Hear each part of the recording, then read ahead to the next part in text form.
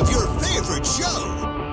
At producer, 5'11" from Blanchester, the Cow Killer, Casey McCollister, and comic engineer, standing at 4'8", the pride of the West Side, Elliot Rearing. And your host, weighing 150 pounds, soaking wet, from Hamilton, Ohio, Ace Fowler. Welcome into a lovely Wednesday edition of Off the Bench, presented by United Dairy Farmers. I'm Trace Fowler. We have a new guest in the house today. We'll get to him in just a moment, but I must start the show off by saying how thankful I am to do this show after being able to stay up late, might I add. Beautiful basketball last night by the Virginia Cavaliers. Now, I know you usually aren't supposed to start a show off right off the top talking about something that maybe is irritating as I just witnessed last night, but you can't physically, possibly, recruit a bunch of basketball players to go to a Power 5 Division I program and be that inept offensively. It seems genuinely impossible to do. Yet here we are, and we put Virginia in once again when everybody in the world thought that they didn't belong in the tournament. And I get it. If Virginia would have won, nobody would have said anything about it. And maybe Virginia would have gone to the Sweet 16, and nobody would have said anything about how the committee should have gotten credit. But boy, when they swing and a miss like they did last night, you're going to hear everybody complain about it. So I really brought that up first because I really don't want to spend a lot of time on it. I know that's kind of on the agenda today. Let's talk about March Madness. I'd like to talk about other things outside of what I had to watch last night. It was, when I quite say, that was the world's worst at-large bid that's ever been put in the tournament. I genuinely believe that. You can't be worse at basketball than what I watched last night in Virginia. So that happened. In other news, the Reds obviously play their one of their final spring training games here. They're wrapping things up. Hunter Green took the mound. And there's this weird situation now in Cincinnati with Hunter Green. You have some people last night that were very, very thrilled or happy with his outing, and you have others that are just acting like basically he's already a bust coming into this season. Which of the two is true? We'll get into that. Trent Brown, he didn't even leave Cincinnati. I think yesterday we said, I asked the question, is he basically going to sign? This is a done deal, right? It kind of reminds me when you're dating and you have a group of friends and kind of like everybody in the group of friends already has their date to homecoming. I'm not saying you're stuck with each other, but at some point you just kind of like, you start sizing each other up and you think to yourself, you know what, maybe this is meant to be. So Trent Brown, he finds himself with the Bengals. And Casey has a unique nickname for the two of them. I don't think he's going to tell you today. Nope. But I was going to suggest that you have two massive tackles now, right? Right now I think the phrase and the term that I've heard is that they're big men. We got some big men at the end of the lines. That is until if they don't play well, they'll eventually become fat. I'm fairly confident that's how that's going to go. The reason I'm confident is that because we had a guy in town called Mike Moustakas that we were all excited about until we weren't excited about him, and then all of a sudden he became known as other things that we won't get into. As long as the Browns don't, again, free ad alert, but as long as the Browns don't decide they want to sign a deal with Jake Sweeney, is that, for as much as we talk about Skyline, I know we made a little bit about Skyline. We didn't even get into that yesterday. I mean, not that we have a lot of things to talk about, but the fact that Skyline and Gold Star both switched to from Pepsi to Coke within literally like the same 2 hours. I don't want to say I'm going to task Elliot. Elliot, this might be the first time I ever tell you have to go do something. Yeah. I need answers to how that all went down. I want to know if Gold Star knew. Here's the predicament I'm in. I know this is a very serious sports talk show, so I don't want to spend a whole lot of time on this Pepsi Coke thing. But I want to know if Gold Star knew that Skyline was switching. So they thought in their mind, oh my gosh, like we can't be the lesser than. We got to go get Coke too.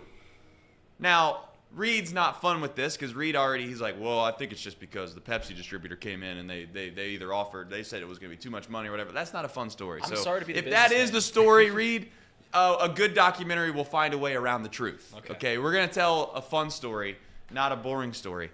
So, Elliot, I don't know if you have it in you. Do you think that your journalistic chops have the ability to start reaching out, cold emailing some of these executives? I'll have to reach out to some people. I'll have to meet with my Gold Star contacts. I'm sure they've got a lot of people to reach out to with that thriving franchise. And then I'll reach out to Skyline people, and we'll see what's going on. What is so funny about your Skyline Gold Star thing is the fact that you don't eat chili. Like you do not like Cincinnati chili. You do not like it. So it's just really correct. interesting. But I do like winners, and I pick the winning side. That's why you're. And I pick the winning side every single time. Looking at your fandoms, not a whole lot of success there. Correct. Between our Bengals, Bearcats, and Reds. Yeah. I had to pick the winner on this one. That's right. I can't be wrong on the Skyline bandwagon. Can't be wrong. Craig, there's no better way to introduce you off the bench. Again, a very serious sports talk show. For those that don't know, Craig Stanlin helps us out with Chatterbox Reds, but he's in the chat from time to time. He's very knowledgeable about a plethora of sports. But the first thing we need to ask you, of course, at a very serious sports talk show like this, is that are you severely disappointed in the decision? You don't live around here a ton. But when you come back, are you disappointed they switched from Pepsi to Coke, or are you thrilled about it? So here's the thing. I haven't lived in Cincinnati officially in probably 10 years, right? But every time I come back to Cincinnati, the one place I have to go, obviously, is Skyline. And the order has been the same since I was like 7 years old, right? I got my Conies, I got my Ways, and I got my Mountain Dew.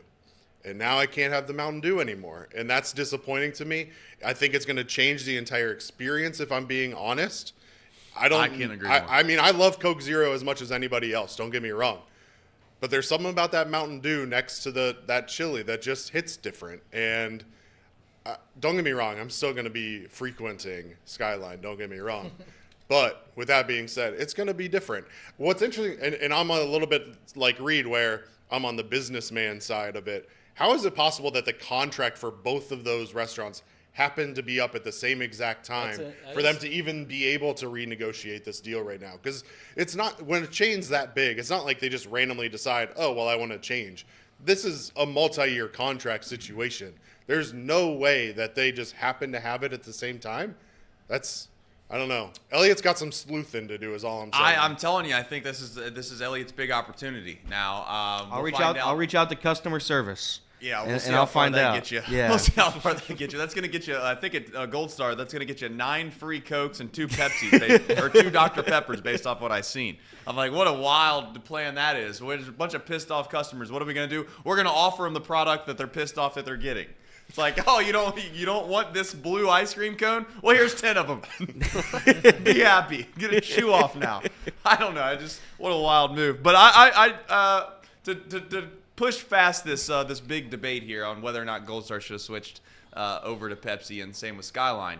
Brandon Williamson has now been put on the IL, 15-day IL. What does that mean? I think yesterday we were talking about if Andrew Abbott deserved a rotation spot over Brandon Williamson, and next thing you know, the Reds do what they've always done since I've started following closely. They find a way to always get by through the old IL. I'm not suggesting for a single second that they're manipulating the IL. I don't want anybody to get banned for a year, similar to the Mets GM. I can't think of his name off the top of my head.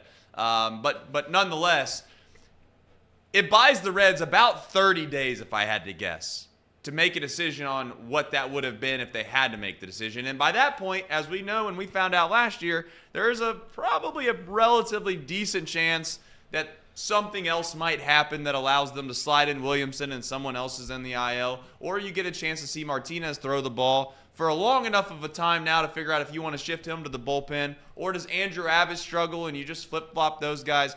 So it does make the decision significantly easier because you have actual sample size now to be able to make a decision, as where before you were going off of quite frankly, spring training. I don't think, and David Bell has already said this, David Bell's in a situation where he doesn't put a whole lot of stock in spring training numbers. He said that before the preseason, before spring training, and he said it after. So I don't think that was the parameter they were going off of anyways. So then you point back to last season, and that was the debate yesterday of whether or not Brandon Williamson should have been over top of Andrew Abbott, and what did Andrew Abbott do during down the stretch that made it worth it. One point that you had brought up yesterday, before we get into obviously Marty and Tom coming on the show at 10:30, and then on top of that we have some March Madness to discuss.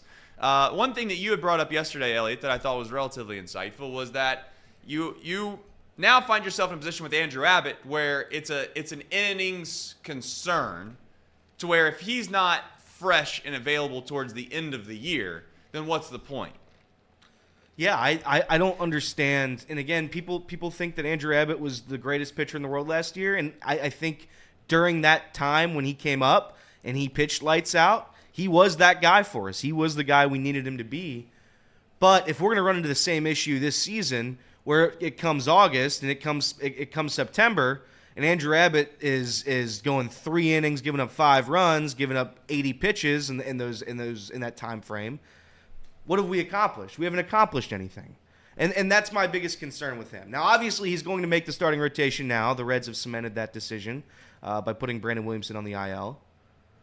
But I think Andrew Abbott right now is a major concern. And I think Reed brings up the question mark period thing a lot, and I think that's interesting. I think it's a good phrase.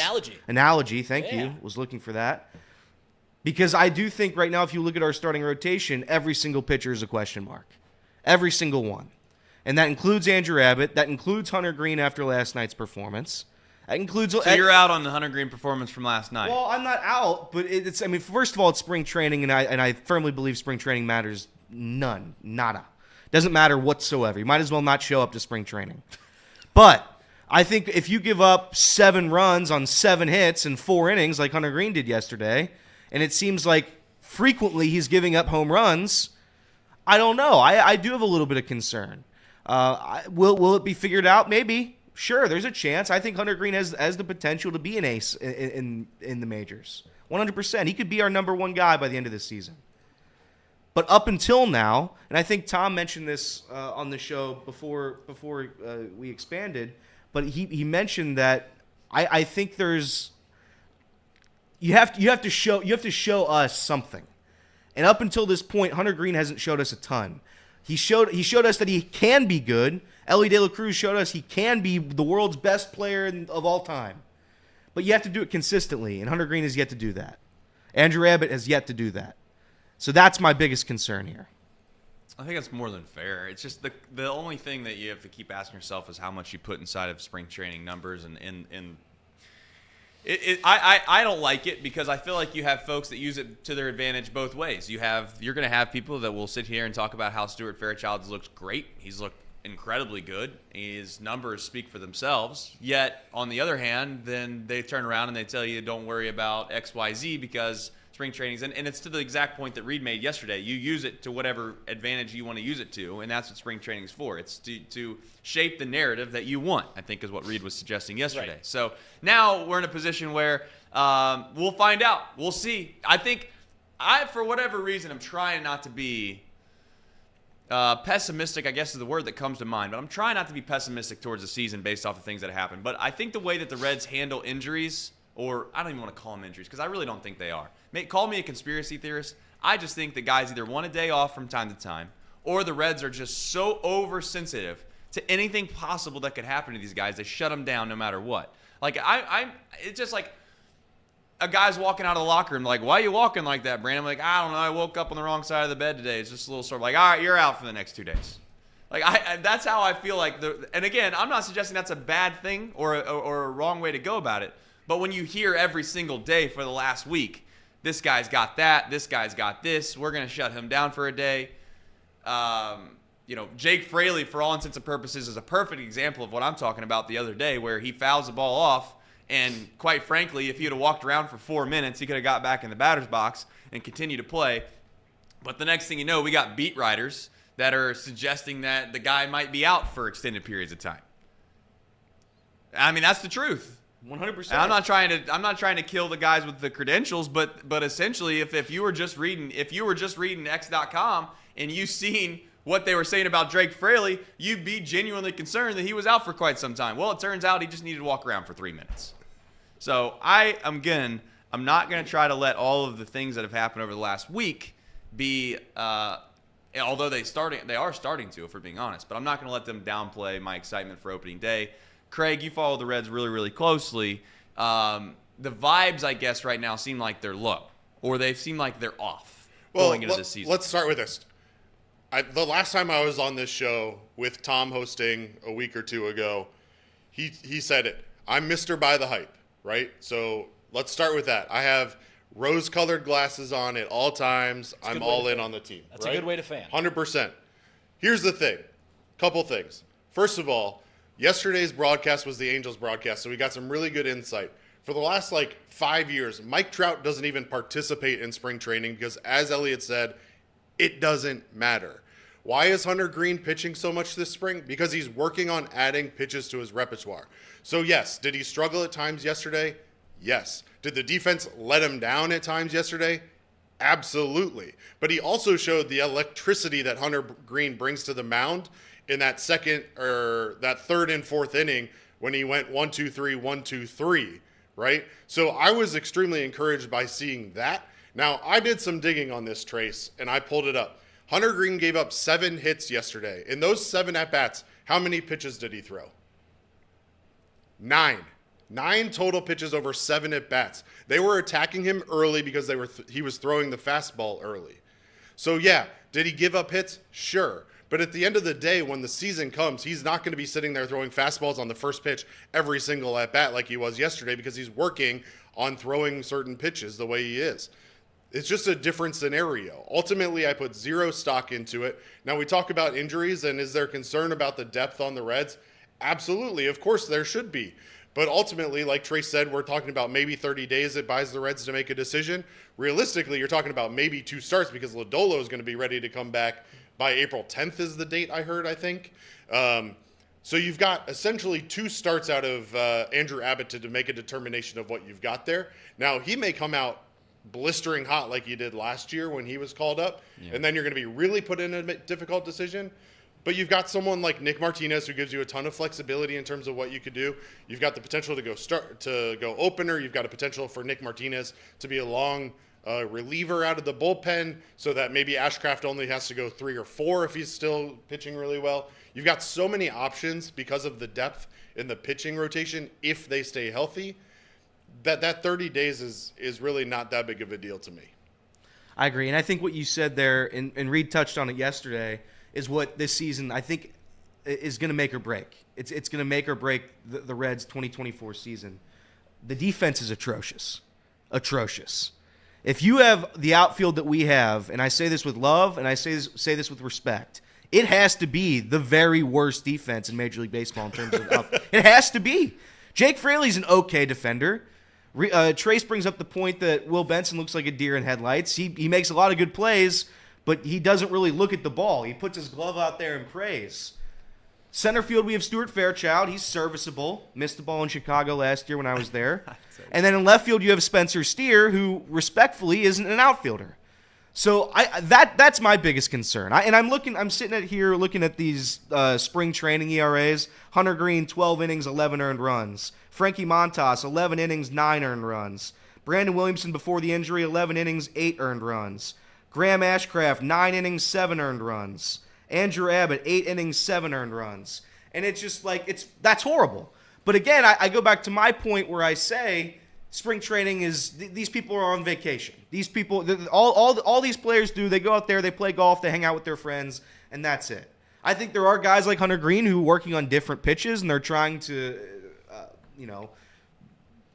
use this time as practice. And I think some people don't. And that's where I don't put too much stock into spring training. I really don't. The only thing I will put stock into, because I do think it's just the fundamentals, is defense. That's the part of spring training where I'm concerned. Because right now it's looking like a team that doesn't know how to do the fundamentals. And I love Jonathan India. It's another guy who can't play defense. Tyler Stevenson, respect, not a very good defensive catcher.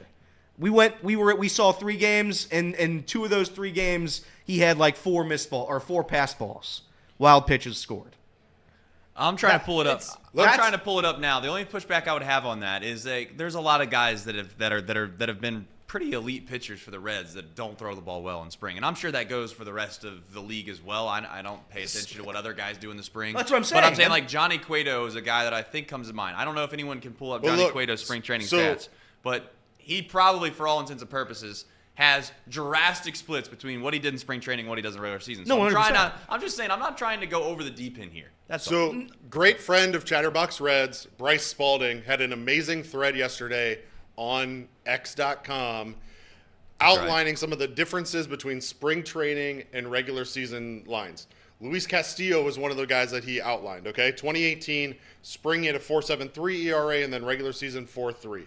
In 2019, Luis Castillo, 12.46 ERA in spring, then went out and threw a 3.4 ERA in the regular season. And in 2020, 8.68 ERA in spring training with a 3.21 in the regular season. He has an entire thread of these with Joey Votto, notable results from even last year with Kurt Casale, Barrero, Benson, Sims, Diaz, all of these guys. Spring training means nothing. I will give Elliot a little bit of credit on the one comment that he made about some concerns on the defensive side. We have a lot of guys who don't have true positions at this point. I think a lot of it is due to injury. Ultimately, when they went out and signed Jeimer Candelario this offseason, a lot of us were excited because it gave the Reds flexibility, specifically with lineups, but even with injury and everything else. Now, over the course of the spring, it's played out a little bit more now with the suspension and with other injuries that he's going to have to be pretty slotted in at third base. But when we signed him as a switch hitter, a utility guy who has the ability to play basically anywhere on the field, now when he's going to have to sit at third base almost every day, that really handcuffs David Bell compared to what we were hoping Jeimer Candelario could be for this team. So that is a concern for sure, and ultimately the health over the long haul will determine a lot of that. We're going to see ultimately what Nick Kroll's plan was for Jeimer Candelario in the second half of the season when Noelvi Marte comes back, assuming he can come back at the level that he was playing at last year. Yeah, I think Noelvi Marte is going to be an interesting thing, period, because I when this first went down, me and Nick are obviously in the back of the van somewhere in the middle of Colorado discussing kind of what this means, and I genuinely believe that if the Reds find themselves in a quote-unquote pennant race, and I know that you're not quite in a pennant race in the middle of the year after 80 games, but if they find themselves in a position where they're still in the thick of it and they don't really have a glaring weakness or a glaring hole to where it's like we just need anybody to come in here and help us, I'm not 100% convinced that Noelvi Marte is going to automatically come back. I think that there's a good chance that if they do find a solution, and again, these are big ifs, and we all know about ifs and buts, but my point is if Ellie and McLean shore up the middle infield and you're confident in that's the thing, and let's just say Jeimer figures it out and he's the third baseman, they're not just going to try to shuffle things around just for the sake of thinking they can win maybe an extra. And again, I know this could be a reasonable debate, but I don't love the idea of shifting things around and try to fit a guy in that's not going to be available for the postseason. I do think that if you're in a spot like the Reds might be in where of all the guys that got hurt, TJ Friedl is probably the toughest one, right? Because the depth behind TJ seemed to be the shallowest. And now we find ourselves in a position to start the year off where he's gone. And not only do you lose him from a positional value in center field, but you lose what I would consider probably a pretty consistent, reliable guy that hit at the top of the lineup for quite some time last year. And we'll see if Stu can replace him. I think you get bullied into having fandom sometimes when you have to talk about somebody every single day, or you talk about a team every single day, and you see the comments that I'll openly admit, the first time I seen Stuart Fairchild play, after about 3 games, I thought to myself, this guy is just not going to stick. Like he's not a major league player. Having said that, that's not a fair thing to do. Is just obviously judge by somebody off for 2 games. I think he's a serviceable player. And you know what? Sometimes you can get fooled. And maybe I got the Craig glasses on. Maybe they're rose-colored, and maybe I'm being naive here. But sometimes you don't know what you have until you stick him out there and you give him some run. Stuart Fairchild might be a great player. I'm not suggesting he is. But he might be. Like, of all the things that happen sometimes in your life, right?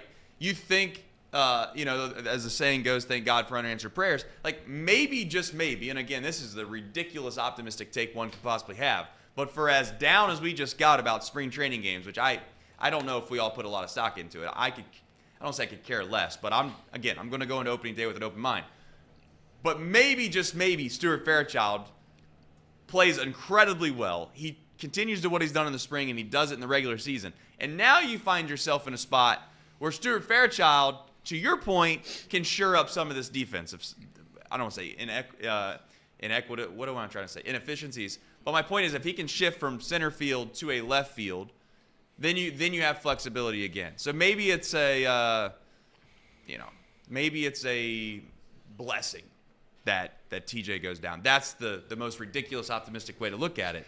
Yeah, but that's wild. Yeah, that's a straight. It's already happened, though. That's my point. It's already happened. It's water under the bridge. At this point, hopefully maybe Stewart can prove us all wrong and he's a major league player, an everyday major league player. We'll find out. Because at this point, I don't think they're going to go out and find anybody. No, I mean, they've shown that they're not going to go out and find anybody. I think ultimately when we came into the season, we thought Stuart Fairchild would be a serviceable backup center fielder, and now we're going to have to see him almost every day in center field, it seems like.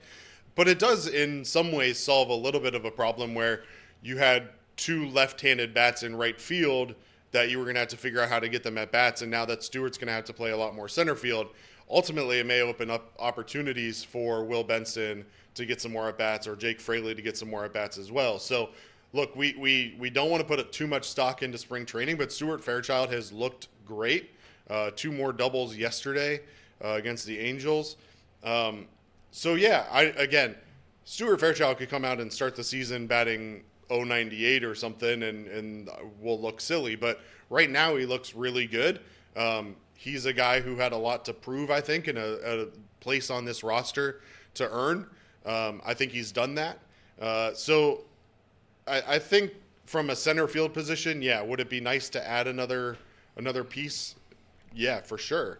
But then you're going to have to take away a spot from a guy like probably Nick Martini would be the first man off, what I would imagine. But Martini, again, gives you some flexibility with the ability to play first base and the outfield a little bit versus a guy like Mike Ford, who has been raking this spring, but really doesn't give you anything defensively. So, What's the backup plan? And I guess this is my biggest concern. What's the backup plan if Stewie A doesn't work out? I believe in him. Rah, rah, rah. Let's go Stuart Fairchild. Yeah, you seem like you believe him over there. But let's say, God forbid, he gets hurt, or he becomes the player that I certainly think he is, and he's not very good. What's the backup plan there? Because it seems like there's only one, and that's Bubba. Is that it? Is that our only center field option? If he's just terrible through a month? Nick Martini in center? I don't think Martini's At a some center point, fielder, if you have but too many guys that get hurt, you're just not a very good team. I hate to say I that. agree. Hand up. I agree. I'm just saying, like, that's, sometimes you get in this fandom and you start to try to convince yourself that maybe guys are something that they're not, et cetera, et cetera. It is a little concerning when you talk about flexibility. When was the last team that, again, maybe this is too far down the beaten path, but when was the last time that you've seen a team that you thought was great that was going to win the World Series, and you're like, well, I mean, they got flexibility all over the place. Look, this guy can play this position, this guy can play this. I mean, most of the time they got periods to what Reed talks about. Correct. You have question marks or you have periods. They have periods. We were excited, if we're being honest, as Reds fans, because we thought we had some periods. We thought Noel V. Marte was going to play third base damn near every day. We thought Ellie De La Cruz, and again, for all intents and purposes, you'd like to think he's going to be your shortstop. Matt McClain's going to be your second baseman. Yeah, at first when we were talking about flexibility, we were talking about guys like Jay Muir playing first base every so often, third base every so often. You got an everyday center fielder in TJ Friedl, and I think maybe the biggest question mark that some of us had was whether Tyler Stevenson was going to bounce back. Now you got a guy that got busted with PEDs, and then you got a guy in center field that you thought you had every single day, who now he's out a month or two, and you don't know what he's going to be when he comes back. There's certainly more question marks than periods now. And I'm not trying to sound the bell. I'm just saying let's not sit here and act like it's all roses going into opening day. there were question marks last year as well. Some of those turns into periods. Some of them stayed question marks, right? Let's say that the worst case scenario plays out and Stu either doesn't pan out or he gets hurt or whatever, and we're left, quote unquote, without a center fielder. There's still two question marks out there that some people are very excited about. One's on the 40-man roster right now, and Jacob Hurtubise, who's been an on-base machine for the Reds for the last year, who, again, friend of Chatterbox Reds, has been on the show.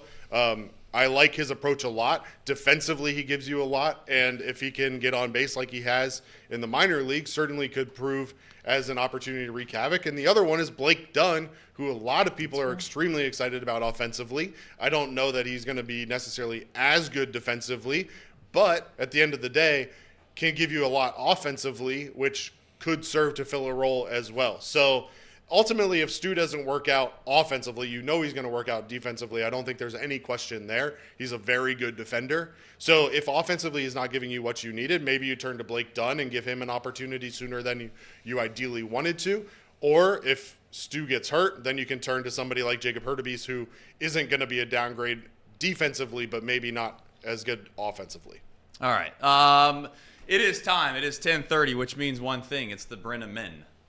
They are happily coming from their humble abodes, it appears. And the beautiful thing is, the other day I was freezing cold. I go to the van. I'm like, I got to get something warm. I am freezing. I'm not. Like I told you, I'm not built. I am not built for the cold. Okay. When I left Arizona and we got back into Cincinnati, I thought to myself, I don't know what I need to do in my life, but I need to do something that I can earn enough of an income where I can live the rest of my life out there. That was my plan when I got back to Cincinnati. But Marty, you weren't pleased with me when I finally found the guys, and I was like, where's everybody at? Sure enough, there's the Hall of Famer chopping it up with the rest of the gang while I was trying to get my jacket. Marty. Well, Trace, I'd be less than honest if I didn't admit that I was a little bit concerned about your ability to handle weather situations that are not the worst in the world, but maybe were a little under what your expectation was in terms of temperature in Arizona. They said Trace is out in the car looking for something to put on because he's freezing to death. Well, gut up. Show me some of that toughness that you people propose about ball players. Show me some toughness that you can sit there and not be concerned about the fact that at that time and the point of the game, temperature might have been 54. Marty, you understand? I completely understand. Here's one thing you might not know about me. I used to say in college I'd hit about 100 points higher if they started the season in April and not February. Because I don't know if you know, but I think I hit a career 050 when the temperature was below 45 degrees. So I am not a cold weather guy. But, Tom, you were a guy that lived in Arizona for quite some time. You could have at least warned me that at nighttime, is cold the appropriate word? It gets chilly because you're not expecting it. It's all between your ears. Chilly. That's the difference. It gets chilly, and 50 can feel really cold. I'm with you on this, Trace. I mean, my dad was the one who called you a ninny. That was the word he used on this show last week. He called you a ninny. I'm going to have to get out the dictionary for that one. That's not a good definition. Here's the thing, Marty. Your vocabulary and mine are quite vastly different. You see those little orange vocabulary books they used to give you in high school? For me, I would just cheat my way through them, so I don't know a whole lot. There's only a select few words that I do know. All right, getting into the Reds, I'll have a couple serious questions, and of course, we have Elliot here to bring in the really hard-hitting questions. The first question I have is you have Reds fandom right now, and you have probably heard us a little bit before we came to you guys. There seems to be every other day some kind of injury. Do you think the MO inside the Reds is mostly just, hey, we're being overly cautious here? These really aren't injuries per se. Or do you think that the Reds fandom should be concerned that we have, I hate to say this, but we have some injury-prone guys?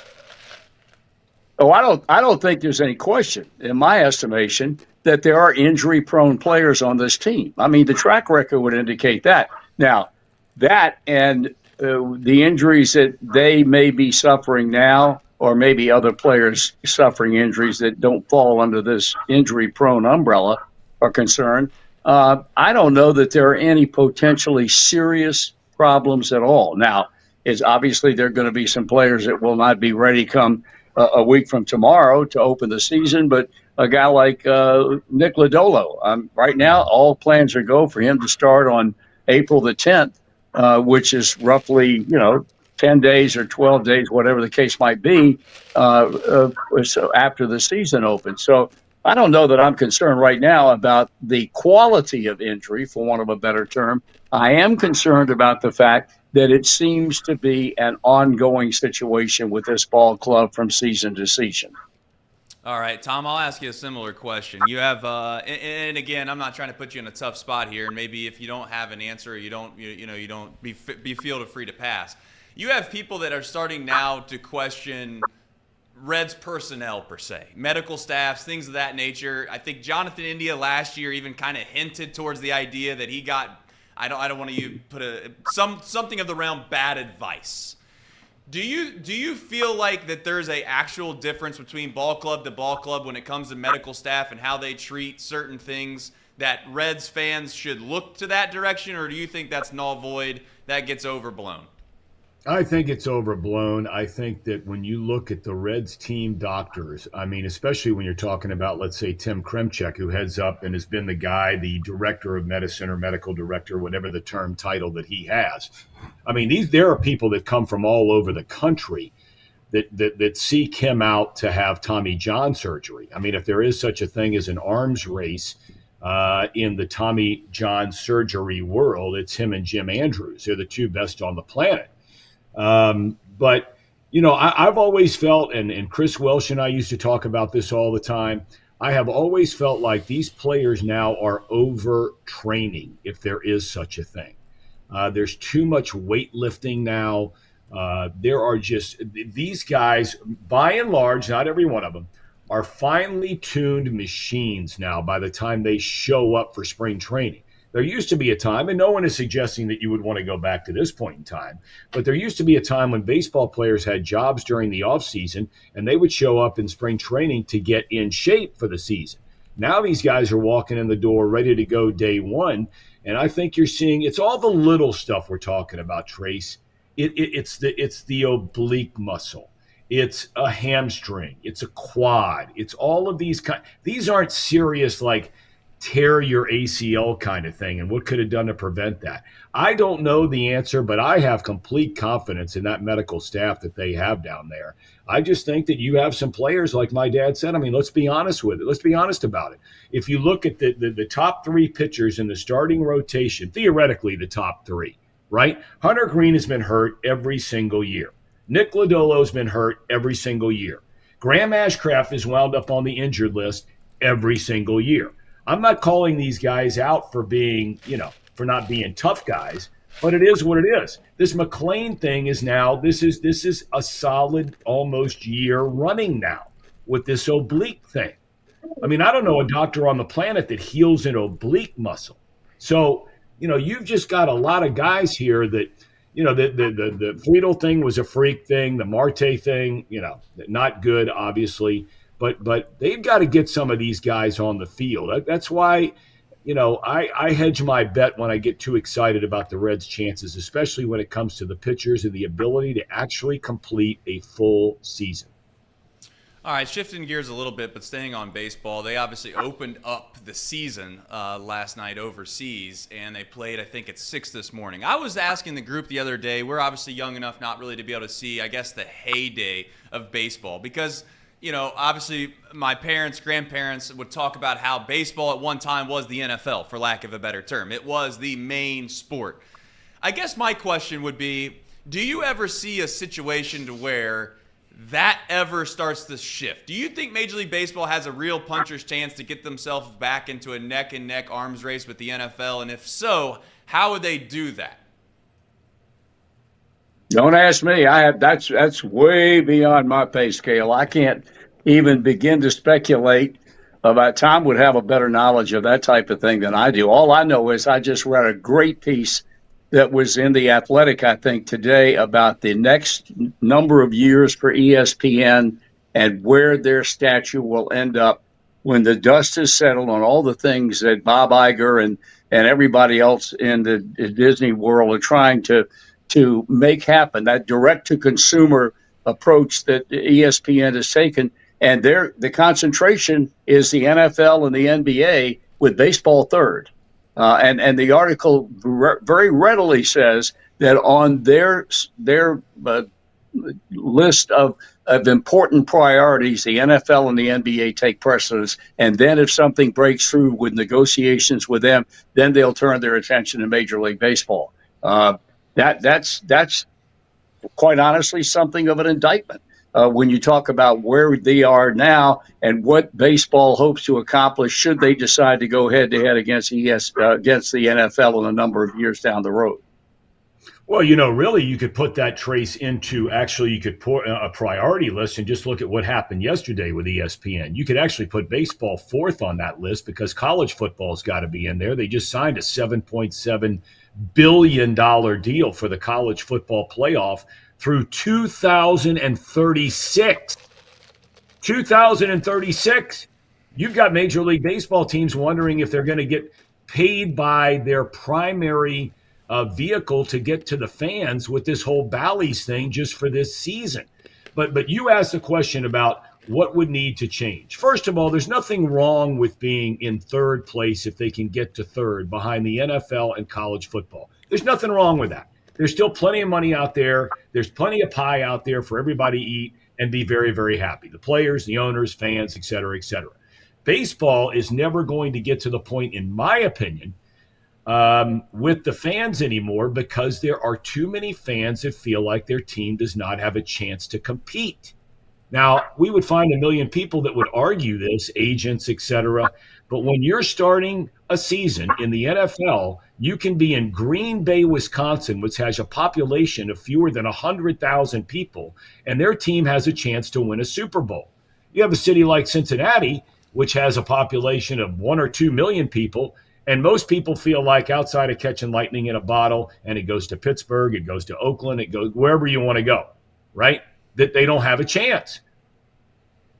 Yeah, it's a fair point. I guess the pushback you're going to have from many people in regards to maybe Major League Baseball's biggest hurdle to get over is going to be the situation that they have a union to deal with. Major League Baseball Players Association has probably the strongest union maybe in the history of unions. But you're in a situation where unless you have a salary cap or you have something that you can kind of try to make relatively an even playing field, you're going to have the haves and have-nots. Elliot, you have a question. I know you listen. Here's the thing. I walked in on this kumbaya they were having over there in the left field stands, and sure enough, there's Elliot chopping it up with Marty, and I look over my head, and the first thing I will say it true to my face. This isn't a disrespectful thing towards Elliot at all, but there was about 9 different people that were just staring at this group, and I had not seen Marty yet. And I had thought to myself, why is all these people staring over here at Elliot and these guys? Sure enough, I think what they were trying to do was figure out why in the hell Marty Brennaman was talking to Elliot Rearing. That's what I think. They didn't know Elliot, probably. But, Elliot, do you have anything that you'd like to clear up there? Yeah, I've got a couple things to say. Hi, Marty. Hi, Tom. How you guys doing? Good to see you Elliot, guys. nice to see you. Welcome back home. Welcome back home. Thank you. Yeah, I want to say thank you to Marty because I was sitting there in my seat, and Nick Kirby kind of gave me a warning that he ran into Marty on the concourse, and maybe Marty might stop by and see us. So I was sitting with our 5 guys there, about halfway down in section 10, whatever. It doesn't matter. We're halfway down the section. Not a ton of people at the ballpark, but there were enough. It was a decent crowd for a late-night game. And I was just sitting there talking, and we were just having some fun, having some conversation. And there was a couple in front of me. This was a very nice couple. I didn't talk to him, didn't say a word to him. But they had a little dog. They were talking all night. They were having a fun old time. And from about, I want to say 14 rows back, Marty Brennaman shouts out, "Where's Elliot?" From 14 rows back, he yells it. And this couple looked back, and I'll never forget the shock on their faces when they realized it was a Brennaman. It was Marty Brennaman. And they're like, what's going on? And I think the guy wanted to ask for an autograph. He was ready to get up. But then he saw him walk him down. So Marty walked down the steps, and this is a couple right in front of us. So I was sitting right here. They were right in front of me. Marty sits right next to me. And these people are just shocked. Yeah, Marty. How long is it going to take you to tell this story? Listen, Marty. We got 2 hours to I fill. knew that was coming. I'm doing my part. But anyway, I wanted to say thank you. Now here's the part where I'm going to get upset. I heard on the show immediately following the next day that you called me cocky. What was that about? Yeah, you acted cocky. I didn't act cocky. Let me make 2 points. I was starstruck. Let me make 2 points. One, I do not suffer fools. And secondly, one thing is lost in this whole story. Who came looking for the other one? Who came looking for the other one? I came looking for you. I didn't see you get your butt out of the chair and come looking for me. Rest assured, I'm done with that. You're a hero, but why am I cocky? Why am I cocky? I thought we were having great you conversation. just all spread out, and you can spread out with the best of them. Yeah. And spread out there, and you're taking it all into your massive amount of information that you tried to impress me with. You were nonstop. I mean, you're like a magpie. You never stop talking the whole time I'm sitting there. Listen, I talk with the best of them. In fact, Marty, I got my degree in communication. That means I am one of the top percentages in the world in talking with other people. So you must be speaking in Sanskrit then. I will say this. I thought we had a very pleasant conversation, exchanging stories. I don't think I came off as cocky at all. I thought in fact, your promise to me that I was going to be invited to your guys' Christmas party this year, I thought that was a genuine thing. That is not true. That is something that you invited yourself. No, I've already got your guys' presents. I already picked them out. To begin with, when I went back in my mind about that conversation and the subject of, quote, my Christmas party, I've eliminated that. That's off the social calendar, so you ain't got to worry about that. That's fine, and that's okay. I will say I'm disappointed. Marty also said he might want to golf with me, and I never got the invite. So I'm really disappointed with that. Well, it's 40-some degrees outside. I don't play golf when it's this cold. You said it was 50-something with him. You were making fun of him. That was out there. Oh, okay. I'm talking about now. I'm not out there anymore, clown. Okay. but it would be good though if the two of you got out on the golf course this summer. I think so too. I think that would be That'd be fantastic. good for who? That would be good for everybody. I think it would be a kumbaya moment in many, many ways. It's not going to advance the game of golf. I can promise you that. I would even offer to caddy. If you two played around this summer, I would caddy for you, Marty. I'd give you the best advice. I think I'm a plus 20 handicap, but I'll tell you what, I'm the best 20-plus handicap in the city. There's no doubt about it. You give me 9 years, Marty, I can win. Reed, what was it? The high school championship? I think you posed that to me a couple weeks ago. The high school golf championship in the state of Ohio. I'd win it in 9 years. That's great. I'm happy to know that. All right. That's it. Well, here's the thing, Marty. If you do play golf with Elliot, I just want you to be prepared to know that here's the thing. I wanted to take Elliot, spoil him a little bit. I was like, let's go find a nice course out in Arizona. And again, I don't know if you've played I think it's got the Verado. You have the hat on. Verado Golf Club. Yeah, I played at Verado. Really nice course, good scenic views. Really enjoyed my time out there.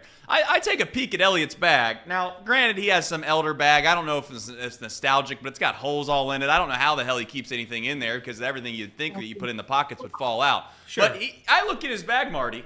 I want you to take a guess at how many clubs you think he has in his bag. Now, the limit, I believe, if you correct me if I'm wrong, is 14 clubs. I think you can't have more than 14 clubs. How many clubs do you think that your man Elliot Rearing has in his bag? 17. No, he's got about 7. 7 clubs. I'm like, Elliot, where's your 8 iron? Where's your 4 iron? What about your 7 iron? Listen, guys. And this is the answer he's going to give all and of us. And this shows to you how little you guys play this sport. I know my distances. I've got them down to a science. I agree with him. Yeah, thank you. Look at No that. way. By the way, Marty, you're wondering why I don't have any clubs. It's because I golfed with Trace twice, and one of the 2 times he threw my sand wedge in the woods, and it's never been seen again. He owes me a sand wedge. Nobody wants to see you hit that club ever again. Launched it, Marty. So he's the one stealing golf clubs, and I'm trying to pitch with 20 yards out with a 7 iron. I'm trying to do bump and runs. I'm not Tiger. Preposterous. I can't believe that you, Marty, are defending this. Thank you, Marty. This is why Marty and I are best friends. I agree with the number of clubs he's carrying because if they are the number of clubs that he feels most comfortable with and that he can get around on a golf course with, I have no problem with that. Yep. None. 0. Well, I don't know if you want to. I've heard Tom's a little bit of a ringer. He always downplays it. He acts like he's not that good. I have a strong suspicion that that's not totally true. But I just know this. I don't think it's going to be fair if anyone ever tries to pin me and Tom playing against you and Elliot, because it sounds like between the two of you, you might add up to 14 clubs. And I can tell you this after playing with Elliot a few times, I don't think he hits any of them all that well. Well, there you go, Elliot. So That's a man that knows your game. yeah. Well, I don't know. Nonetheless, we'll let you get going. Next time, we'll try to be a more serious sports talk show. This is a very serious sports talk show. Very serious sports talk show. And we will ask what we would call better. But the last question I have for two of you before you run, one quick answer is, who wins the national championship in college basketball? Ooh. Tom? Go ahead, Dad. Connecticut. UConn, I like that. Connecticut. I'm going with my dad's alma mater. I'm going with Carolina. Wow. Nope. Wow. Won't happen. Nope. Yeah. Won't happen. Marty, I'll ask you next time, but I got to figure out, and maybe behind the scenes, I got to figure out what it would take for Hubert to win you totally over. Maybe that we don't have enough time in this show today to figure that out, but he did take them to a national championship game, and they are a number 1 seed. And it appears that you're still not happy, but next time I ask you about Wes Miller, I wanted to figure out if Wes Miller was doing the same thing at Carolina, you'd be all over his tail. Probably. Yeah, I think But so. I'm a big Wes Miller fan. I'm a huge Wes Miller fan. I know you are, and that's more than fair. I think Wes deserves maybe a little more runway. We'll find out how much the fans decide to give him. All right. Well, enjoy March Madness. We'll talk to you soon. All right, guys. Adios, All right. gents. See ya. All right. I can't. Now I'm disappointed because I thought if anybody was going to get on your case for carrying like 7 golf clubs, it was going to be Marty, and here he is. He's on your side. So congratulations for Thank that. you. I just don't know how you can go to a golf course and have legitimately 7 clubs in your bag. Why? I do it for a couple reasons. There's a couple of courses in Cincinnati that I still walk, and I don't feel the need to keep 15 clubs in there, when I'm not using all of them. Shout out to Newman and shout out to Woodland on the west side of Cincinnati. No free ads. But I play there frequently, and if I play in 9 holes, I tend to walk them sometimes. Secondly, I know my driver goes somewhere between 200 to 220, somewhere around that range. I know my 5-iron can go anywhere from 160 to 185. I know my 9-iron. I know every pretty wide range. I mean, this is what this is.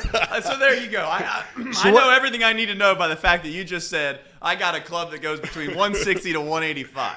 Listen, Trace, when you don't know how far any of your clubs are going, it doesn't matter which one you hit. You can hit driver from 120 yards away and still miss the green. It doesn't matter. Correct. But that's what I'm saying. Like, what's the difference between an 8-iron and a 7-iron if I'm not firmly on the distance? I don't know them, like, within to the yard. I don't know it. So I'm going to go out there. I've got the clubs I need. I do need a sand wedge that Trace threw away. Yeah. But I do need one of those, and when I get one of those, I'll be right back. I've also, by the way, I'm not a bad golfer. I've golfed with Trace now, I think, 3 times. Every single time worse than the next. When I play with Trace, and maybe it's because he scares me. I don't know what it is. I don't know what it is fully. But every time I play with Trace, it's legitimately like I've never seen a golf course. This guy thinks he's going to go out there and win the Masters, Elliot, but he can't handle the I go pressure of out- having I- Trace I on go the out- bag. If you have a good round, what are you shooting? If I shoot my best round, I'm shooting like an 86. That's a bad golfer. Yeah. That's a bad golfer. That's not a bad golfer. Thank you. That is an If your average, best- everyday golfer. If your best round is an Stop 86, it. that's Thank a bad you. golfer. 95% of Americans would love to break 100, and you're out here saying 86 is a bad 86, you're playing Get like off you're your high hitting, horse. you're hitting This is- good shots. This is the problem I'm with sorry. golf. I'm This sorry is to the tell you problem with guys. golf. I'm sorry to tell you guys that if your best score is an 86, which hand up, I'm a bad golfer. I don't like that's a good round for me. But if 86 is your best round, that's a bad golfer. You talk to people that did it in high school, that have played, like, those are good golfers. An 86 is an abomination. Can I tell you a secret? Stop it. What? Can I tell you guys a secret? I don't actually think I can win the Masters. That's a bit. So when I go out there and if I shoot, so when I go out there and I shoot an 86, I'm okay. Such a lie. 86 is more than that's better than the average golfer. Such a lie. It is. Casey, please. Do you believe a second of what he just said? Elliot, come on. What did I say? Come on. I said that it was a bit. If you don't think that, you guys think I'm not full of bits? It's not a bit. Now this is a bit. What you're trying to do is Right. to avert all the pressure that's on you now to try to win a Masters in 9 years. You truly believe that? No, I didn't. Yes, you did. And this is where you guys. And this Yes, is where you guys did. just You don't- wouldn't have made This such is a where big you guys deal just of us don't get going it, and and doing clearly the you didn't golf major videos. in communication like I did. Right. Because when you talk to people and you can fully expect when a bit is coming, that is a bit. Yeah. Well, the good news is that now he's a good spin zone. That's what he does. He's a good communicator. He's able to spin things. Elliot, you didn't major in communication. That's not a major. I did. It's communications. No, That's like a big thing that they do. Like they No, don't no. like it. It's communication. Not on my not on my certificate. Maybe on yours. On my certificate, it's communication. That is my certificate. You're telling me that you have a degree I do have a degree. at home. Yeah, You have the diploma. I do. All right. Well, bring that in tomorrow. No, because Reed's right on it. All right. Other news before we get to March Madness. Trent Brown. I don't know. Again, I'll sit here and say hand up. I do not follow the Bengals nearly as closely as the two gentlemen to my left and my right. But I must admit and I must say that you good on me? No, Casey? no, Sorry. I'm pointing at Reed. I think this is one of those things where I don't want to call it an average signing, but and then people are gonna think that I'm trying to be a hater. I'm not trying to be a hater. I'm just saying I don't know how much this moves the needle. I don't know how much Jonah Williams and Trent Brown are that much different from each other. But I will give you guys the floor and correct me if I'm wrong. Reed, they officially signed him. I asked the question yesterday. Trent Brown's 100% a Bengal, right? And then I think we were kind of like, yeah, probably. Turns out that is true. Signs with the Cincinnati Bengals for a one-year deal. At this very moment, at least before the show started, unless there's been breaking news in the last 56 minutes, we don't know the size of the deal. But Yeah, we still haven't seen how much money it's going to be. It is a one-year deal, and we talked about it at length yesterday. This is a really good scheme fit for what the Bengals have been trying to do, and that is much to the chagrin of a lot of Bengals fans, is just drop back Joe Burrow quite a lot, and that's what Trent Brown does very well. You asked what the difference between Jonah Williams and Trent Brown is. The biggest difference is quite literally size. Trent Brown's a big boy. Jonah Williams is 6'5", 310. Trent Brown is 6'8".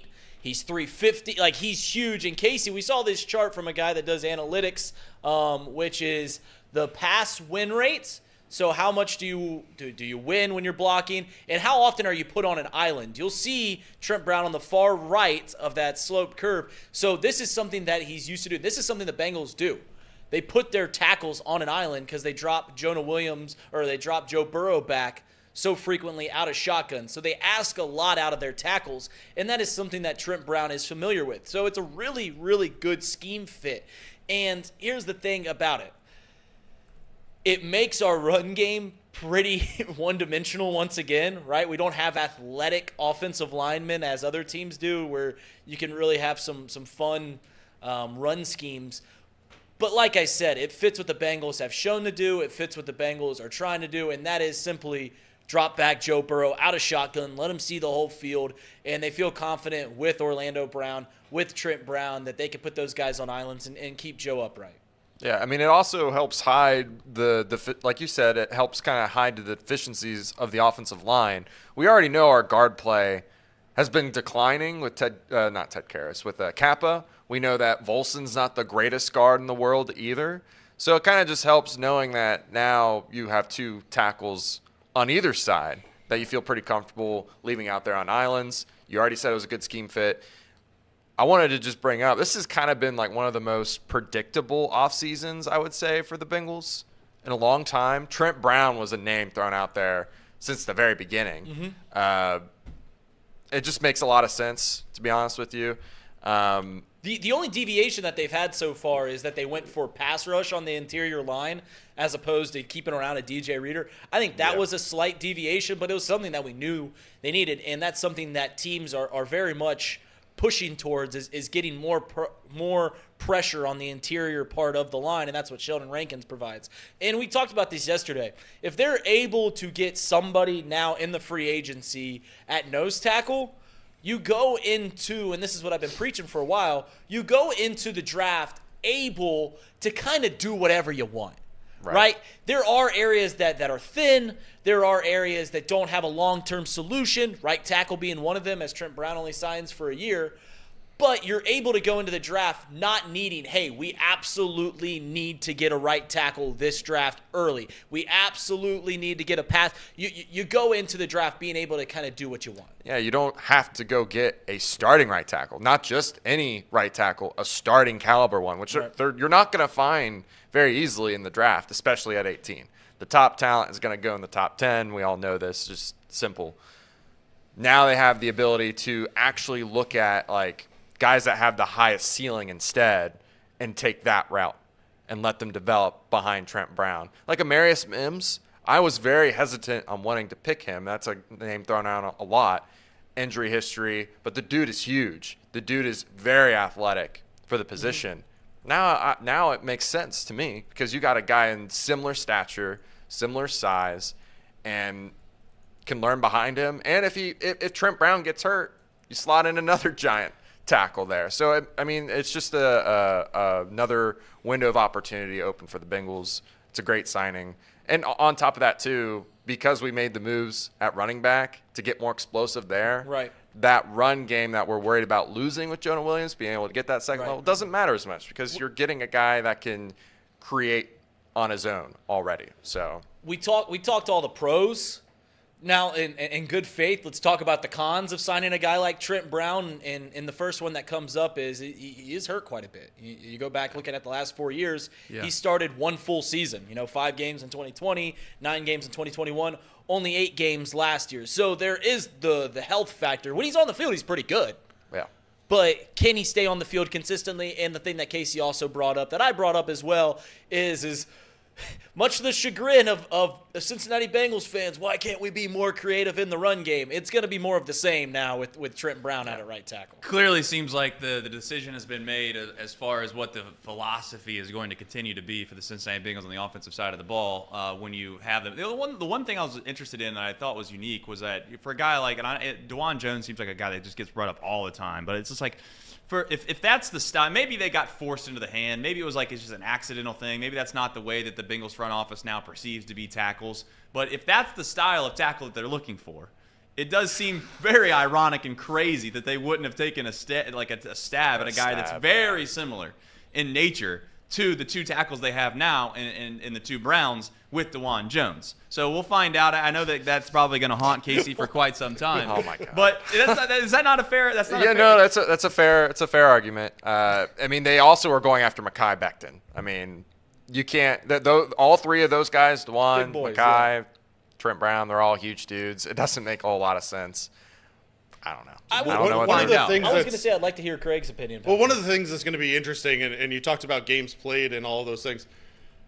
Trent Brown spent a majority of his career in organizations that he was not enjoying himself. Right? That's right. So now he comes to an organization with a player's coach. And listen, this show and myself and others have had plenty of conversation around Zach Taylor as a head coach and specifically a play caller. But now Trent Jones is coming into a situation where he came in on his visit. He sees Ted Karras in the hot tub getting ready to work out. He sees people around the organization ready to win and win now, and that drove his interest in signing. I think the upside on this is immense. Now you've got the Browns on either end, potentially the best tackle duo the Bengals have had since probably 2006 with Andrew Whitworth and Big Willie. Now, That's right. Some people really enjoyed Andre Smith. A lot of people didn't. I think realistically on an upside potential, you could match the offensive line that you had in 2006. And again, with the scheme that the Bengals are looking to run, specifically pass heavy, having those guys being able to sit back, wait for the defender come to them, they're going to be a duo to really be reckoned with and allow the interior linemen to attack the matchups that matter, double team interior linemen to avoid the interior pressure that they struggled with last year because the outside tackles are going to be on islands. And just a little tidbit too, his best season, a Pro Bowl type season, came from New England in a style of play with Tom Brady that's very comparable to Joe Burrow, getting the ball out quickly. So and it's almost like a match made in heaven for him that he can recreate a very similar type situation, a team that's ready to go win now, a team that deploys a scheme that fits him, and basically an organization that fits what he's looking for in terms of the morale, the character, and things of that nature. It certainly does that for the Bengals. The Bengals are in a spot now where they don't want to take a chance on leaving a hole open that they feel like they have to draft for to put themselves in a position where they're in. And again, I keep bringing up windows, but like they're in a window of opportunity to win a Super Bowl. They're not going to risk the idea of throwing a rookie tackle out there. And I think it's a good signing for that reason. But again, when you start to, I think it's fair to say if you have cap space, then it's not like. I don't want to hear it, but like when at the end of the season, I don't want to be like, oh, that just didn't work out. Like they took their best chance, they took a shot at it. They know the cons just as well as they know the pros. But the pro is, like you guys have said, the ceiling. It seems like this is a situation where the ceiling's high enough to where you can convince yourself that you have the tackles you need to be able to win a Super Bowl. But we can all agree that the basement floor on honestly both of the tackles would be to where at the end of the year people are going to be screaming and yelling about how in the world can you spend this much money on two tackles that are this bad. That's just that's the double-edged sword that's presented right now from the tackle position. I would, from a Bengal perspective, you got to hope that you hit on a tackle. I don't want to say that's like a necessity, but if there's anything in the draft that the Bengals could do in their favor going forward, I would almost, and again, this is a terrible hypothetical to bring up, but I would almost rather, if you could guarantee a starting tackle, then it's almost worth 3 draft picks. Now, I'm not saying it's worth the first draft pick, but like if you said they were going to swing and miss on their second, fourth, and fifth rounder, but in the third rounder they were going to get a tackle that they can rely on for the next 5 years or 4 years, then it's almost worth it. The problem is I'll just say this. The problem is like tackles pretty consistently, like quarterbacks, the best ones come early. Right? I mean, like, you can find diamonds in the rough wide receivers, running backs, safeties, linebackers deep in the draft. More often than not, I know DeJuan Jones, you can pluck some guys that fit, but more often than not, you got to get high pedigree guys from tackle. And you're right. I mean, it's the second best luxury in a sport behind having a great quarterback. And, we've touched on it before, and a lot of people on Twitter are talking about it. The Bengals have not been good in the draft at addressing the offensive line. Yeah. The thing is, though, from my perspective, is if you're going to miss in the draft, I'm okay with them missing on the offensive line because it's relatively inexpensive to address in free agency. The projected contract for Trent Brown, we haven't seen the final numbers, projected contract was around $5 million a year. Oh, wow. Now you look at a B or C level skill player position, and that's going to be a $20 million contract, right? So I'd much rather have them continually hit on those skill position players like they have, especially on the wide receivers and quarterback position, and be able to give money to those positions and be able to address the offensive line in free agency because it's going to cost significantly less than hitting on the skill position player and having to pay people like T. Higgins to be your number 2 wide receiver at $22 million a year. How many question marks versus periods does Bengals team have, in your opinion? You look at obviously the secondary as a whole. I won't exclude I'll put the DBs and the safeties in the same boat. Linebackers, you have interior line play, you have defensive ends, and then obviously we'll just call it basically tackles as a whole, and then we'll call it skill positions on the offensive side of the ball, so we don't have a thousand things to delve through. Okay, so I'll do this real quick. Running back, my take on running back. Right, we'll act like that doesn't matter. Yep. Quarterback, that's a period. Wide receiver, you've got Jamar Chase. You're more than likely going to have T. Higgins and Mike Gesicki and Andre Yoshivas, so not a whole lot there. On the offensive line, Trent Brown is probably the biggest question mark in all seriousness because the guys on the interior, they are what they are. Cordell Wilson, Karras, Kappa, Orlando Brown, good. Trent Brown might get hurt. You go to the edge rush, pretty good there. Trey Hendrickson, Sam Hubbard, Miles Murphy, pretty okay. You think Sam Hubbard's still good? He's between him and Miles Murphy, you're going to get you're going to get pretty good production out of the defensive end. Interior line, big question mark, right? No nose tackle at the moment. No nose tackle whatsoever. In the secondary, they've helped out the safety, bringing in 2 safeties on top of already having Jordan Battle and Dax Hill out there. They need a veteran cornerback. Cam Taylor-Britt, DJ Turner, I think these are guys that can work out. They need a veteran cornerback, I think, on top of that. And after signing Trent Brown, if what you're saying is correct, $5 million, we'll inflate that up to like $7 million or something like that. We're looking at what? $18 million left, Casey, in the cap to spend, something like Yeah, that. 18 to 15. So you can get a nose tackle and a veteran cornerback, mid-tier guys for the money you have left with the cap money. So to answer your question, and by the way, I love that the period versus question mark thing. That was a throwaway line I said 2 months ago, and Elliot looked at me and was like, that was really good, and now we've used it a bunch here now in 2 months. But there's a lot more periods than there are question marks. What about the linebackers? Well, I'm going to say, do you think that those are periods or question marks? here's the thing about the linebackers is I guess I'll throw question marks because closer to periods and question marks because in the years that they've started, there's been 3 years now that they've started. 2 years have been very good. 1 year's been bad, trending the wrong direction. But as for the linebackers, you are shrugging and just going, I hope it's better. Right. That's all you're doing. You're just like you're not gonna make a move there. You're not gonna get rid of Logan Wilson or Jermaine Pratt. You're not gonna bring somebody else in. You're just kind of shrugging and going, hope they play like they did 2 years ago, not like they did last year. Are the linebackers, to do a cross-sports reference here in Cincinnati, are the linebackers of the Cincinnati Bengals the same as the catching position for the Cincinnati Reds? You had some pretty decent play, and then all of a sudden it kind of seemed like it fell off. You're like kind of scratching your head, wondering what's going on, and then now you're just – I don't want to say you're in a spot where you can't make a change because you ultimately always can make a change, but let's be honest. The Reds are in a position where they're not going to make a change at catcher, and the Bengals aren't going to go out and find new linebackers. So is it just like wishful thinking, hopeful thinking, Casey? I would say their play really dipped significantly because of the play of the safeties and how that affected them. Because they were asked a lot more of. They were asked to do a whole lot more, dropping back, and so that created a dynamic where they were just left to more gashes, more opportunities to have bad plays. So that's what my answer is. I think if you have better play in the safety room, where they're not making a bunch of mistakes, where they're not having to drop the linebackers back a couple extra yards, I think you'll see a significant improvement, in my opinion. I just had a question for the Bengals guys here. There was a lot of overreaction, I think, in Reed and Casey were talking about that over the past couple weeks. How the Bengals are never going to sign anybody, how it's disappointing, yada yada yada. As of right now, after the signing yesterday, if you had to give an off-season grade so far, because you can still make more moves here, if you had to give an off-season grade, what would you guys give the Bengals? I mean, I think the move for Trent Brown is very significant. I was not a fan of Mekhi Becton. I didn't think that was going to work out at all. But Trent Brown, to me, has proven that he can do it. To me, this is like anywhere between a B to a B+.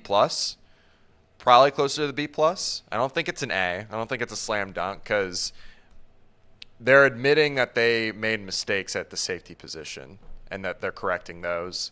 That automatically, to me, kind of deducts points. And I know it's not a fair deduction, but it's one that they are basically correcting mistakes. So, in my opinion, it's like a B+. The grade improves because they've admitted that they've made mistakes. If they would have sat here and said, listen, the safeties didn't perform the way we wanted them to last year, but we believe in these guys and we're going to keep them and we're not going to make improvements, that's when you dip your grade. For me, it's a B+ to an A-, somewhere in that range. I agree with you that for the most part they've addressed concerns. There's a couple other areas that they could still address. But to admit that you made a mistake as an organization is much more telling about where the Bengals are today as an organization versus where they were 5 years ago, because they would have held on to those guys for the duration of their contract in the past. Well, that's fair too, but I mean, like, they admitting that they made a mistake and going in so heavily like they did. Now, the Von Bell thing. See, if they didn't have to if they spent a bunch of money on Von Bell, this grade would be even worse. But it's a B. Like I said, it's probably closer to a B+ to me because they were able to successfully address both safety positions cheaply. If they had went and gotten like a Xavier McKinney or like some top tier safety, I would have been pretty upset. I don't think the Bengals necessarily went into the offseason wanting to get two safeties. I think that they wanted to get one. I think they like what they have between Jordan Battle and Dax. Like they figure that they have one good safety there. They needed to get one. I think the Von Bell thing just kind of fell in their lap Von Bell's a free agent again, and he needs somewhere to Correct. play. Just played terrible last year, and they're just like, hey, that's something comfortable. Former captain on the team, has had his best years in Cincinnati. Let's bring him in. It wasn't a plan to completely overhaul the safety position. You asked a grade. I'm with these guys. I like every single move that they've made. I think that there's still two that they have to make, which is a veteran cornerback and a nose tackle. But I like Mike Gesicki. I think we're going to love Mike Gesicki here. I agree. Yeah, Because he's going to be a red zone option at the tight end position, which Joe Burrow has never had. I love Zach Moss. I know that's a divisive thing. He's cheaper. He's younger. He's got less tread on the tires. He's more explosive. Check. I like Trent Brown. It's a definitive guy that's had success. Former Super Bowl champ. Former Pro Bowler. Yes. Geno Stone, second in the NFL last year in interceptions, and we got him when he's 24 years old. And that's because the Ravens are spending money elsewhere, and they said, hey, kind of like what the Bengals did with their safety positions last year, like, hey, we can't spend. But we got Geno Stone for 2 years and $15 million. That's cheaper than 1 year of Jesse Bates. Geno Stone's not as good as Jesse Bates, and you can tell by the market there, but Geno Stone's coming off a career year. And I think he fits very well. And then Von Bell, I like every single move that they've had, including Sheldon Rankins. I didn't even mention him. Pass rush on the interior is the way of the future in the NFL. In fact, last 5 Super Bowl champs have all had a disruptive interior lineman. Now, their names are Chris Jones and Aaron Donald and Vita Vea, and Sheldon Rankins ain't that, but it does give a disruptive front. I like every single move that the Bengals have made so far. I would be dangerous to put it in the A territory because there's still 2 places that they still have to get, and I think that's a veteran cornerback and a nose tackle, but a B+ is more than fair. Von Bell, quite frankly, fell right in their lap. I mean, you couldn't have scripted it out any better if you wanted to keep Von Bell. Like, I know Von Bell was missed last season, and that was one of the Jesse Bates, Von Bell. You can't have them both. Dark day in hell, or whatever it was that Lou Armadillo, and I always say Armadillo because I can't say Anarumo. Lou Anarumo said, I get all that, but you can't literally forecast it any better. Like if you were to say, hey, you're going to basically get Von Bell for free, but you just got to ship him away for a year, it would be like it would kind of be like a unique thing to be like, that might be worth it. We might actually just do that. We'll see if Geno Stone pans out, but like that's the thing that's weird about the NFL is like there's this weird phenomenon to where certainly. Can we all just agree that when you become so good, you're on the upper echelon of the league, you're a part of this small specific group of teams that can actually win the Super Bowl, and then from there, as terrible as this is to say, and some people are going to hate my guts for saying it, I think some of it just comes down to luck.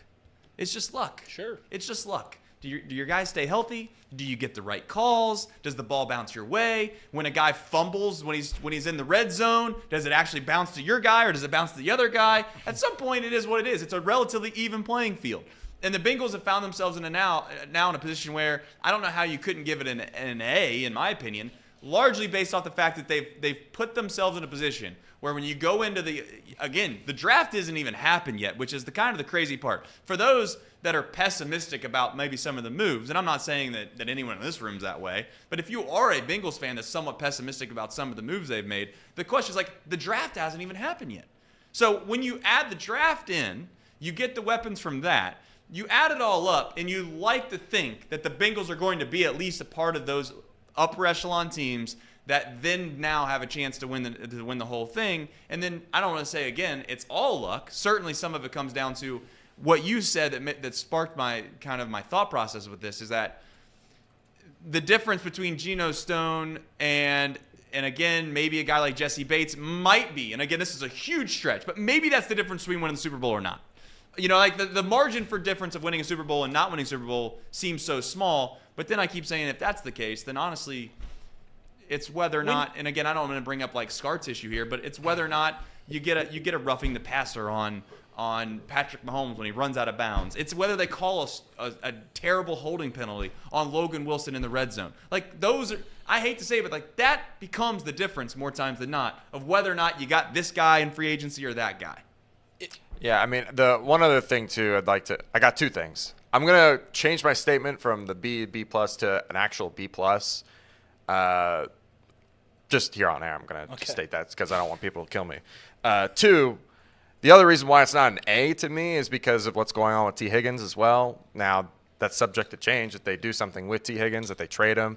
I don't like the idea of them tagging and then not doing anything and getting no value from that. That's the only reason why it's being held back from an A. But the draft, like you said, again, has not even happened yet, and we're sitting at a B+. That could easily change when the draft hits the grades. So I don't know. I don't know what you can do with T. Higgins. I don't fault that. I don't fault the Bengals for that. If he came that was out, the first move made in the offseason. Was correct. Tagging He him.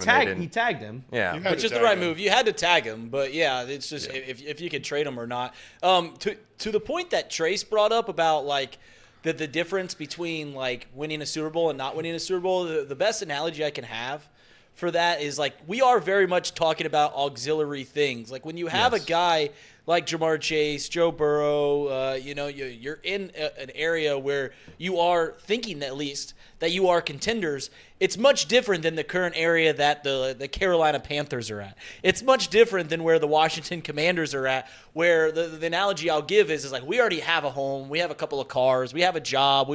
Now we're worried about like what blinds do we put on the windows. Now we're worried about like what do we do, what's our hobby to spend our extra time, where Carolina and the Commanders are worried about where the hell am I going to live? How am I going to get to work every single day? Like, it is very much we're worrying about different things, and they are auxiliary things, but sometimes that's the difference between hoisting the Lombardi trophy or getting bounced by the goddamn Kansas City Chiefs in the AFC Championship again. It's important to remember we're really only halfway through the offseason. The biggest piece of the whole puzzle is going to be what they do in the draft. Now, there are obvious question marks around T. Higgins. Is he going to play? Are we going to trade him? What are we going to do? If we get to draft week and they trade T. Higgins in our first to move up to a top 10 draft pick, and you address your long-term tackle needs or you address your wide receiver replacement needs, I think we all would agree that would bump the grade up, right? The Bengals to this point for me have done what they've needed to do. I agree it would be great to go out and get a veteran presence on the DB line. It would be great to go out and get a nose tackle. But at the end of the day, they have put themselves in a position to significantly improve this roster versus where it was last year and are still not done. Right. Yeah, I mean, listen, the Bengals could find themselves in a position where they have let's call it a tackle, which, again, the chances of this, like Casey said, he doesn't want to put the Bengals in a position where they have to take something specific no matter what because they're in a spot where they have to have it. But if they have a tackle that they rate, let's call it significantly high, and they fall, like, again, you guys keep talking about how tackles kind of the top guys are the top guys, and then after that, you're basically trying to find a needle in the haystack of finding someone that's serviceable. Mm-hmm. But if that, like all of this talk is crazy before the draft's over because in my opinion, let's say they do find a guy that they love at tackle that falls to them at 18, they're just like, you know what, I know we just signed Trent Brown, but we can't let this guy pass. We think he's going to be probably one of the centerpieces. They get him. Let's just say he turns into like all rookie team, and all of this is not for naught. Like, I don't know what you do with the two Browns if that happens, but that's my point. It's like, for those that are concerned about the Bengals and where they're at right now from the offseason perspective, it seems like a waste of time until the draft's completely over. That's my quite honest take on the whole thing. Jolly did ask a question about Joe Burrow's wrist. I think that's a situation where I hate to say this, but it kind of feels like you're kind of like kicking the can down the road, or you're just they made announcements you're on just it. Well, I'm saying though, to a certain extent though, you don't really want to get into the speculative nature of whether or not he's going to be healthy or not. Like, it's in a weird way, it seems like a family dynamic that everybody in the family knows of a certain thing, yet we're just going to kind of not talk about it because ultimately we don't really want to bring that into the equation that it's a possibility. His health or I'm talking like about that he's going to be the same player. That he's going to be the same player or not. Oh, yeah. Like, there's really no reason to get into that because if you get into that, then you're just going to do nothing but speculate the entire time. And I don't know that whole news came from a Twitter doctor or an X.com doctor, which, as we know, that's where you should be getting your medical advice. As we know, like when you see medical advice on social media, it's normally pretty dynamite. So yeah, that's something to really worry about. I love that the chat is so concerned about the ad reads. So here's the thing about the ad reads: they're going to come at 11:30. So I'm going to break to the ad reads at 11:30. a clean segment break here at 11:30, and then we're going to come back and we're going to talk some college basketball. That's what's going to happen for the next 6 minutes. Here's the crazy thing. And I'll be honest, when I used to listen to some sports talk before we obviously started Chatterbox, I would always get on the radio, and it'd be literally in the middle of June, and there'd be baseball and all these other, basically just baseball going on.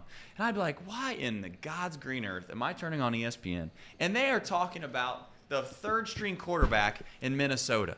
Like, why in the world is the NFL being talked about? And you know what? You get into the business, you start talking about other things, and we could sit here and we could break down San Francisco, UC tonight, and we could talk about how Jizzle James is going to do that, and what are they going to do with Victor Locken next year, and is Aziz Bandego going to turn into the player we want? And you know what's going to happen? That viewership is just going to go whoosh, right down in the tank. And the crazy thing is I'm somebody that sits here and would agree with most people and say, you know what, the NFL, I don't know, man. Do you want to talk about it all year long? But obviously people do. I mean, I am the one that was an advocate of saying, and in fact, everyone in the room besides Craig probably knows this to be a fact. We thought about, it's like, hey, let's go all in on some other sports. Let's talk about baseball at length. Let's do college basketball at length. We tried that for like 2 weeks.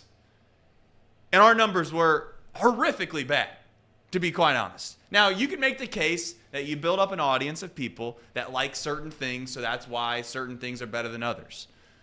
But you quickly realize that if you don't talk about the NFL, quite frankly, the vast majority of people don't want to listen to whatever it is you're talking about. I love college basketball. Nothing would make me more happy than to sit here and break down every single segment of the bracket, and we'll go through and have fun and pick our teams. But I got news for you. The vast majority of people would rather sit here and talk about what the Bengals should do than whether or not Creighton is going to beat Drake. Yeah, I mean, I am not the world's biggest Bengals fan. I am a Bengals fan. I love the Bengals. I watch every single game. Bengals fan. People aren't calling me that. I am a Bengals fan, and I care about them. Obviously, the Reds are my go-to team. They've always been that.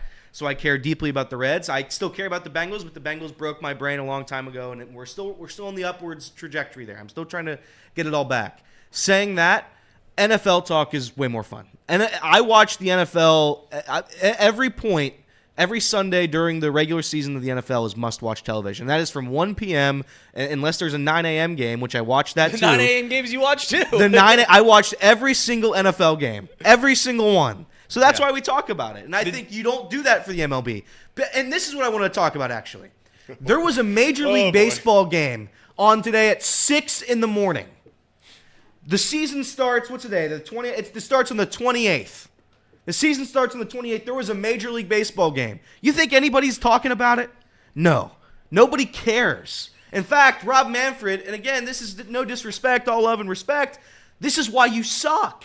We didn't know. I texted a group chat last night at 10 p.m. whenever I got home from Miami baseball, and I got a text from my friend Zach. He's like, hey, what are you betting on this Dodgers-Padres game? Like, what are you talking about, spring training? Why would I bet on that? He's like, no, it's regular season.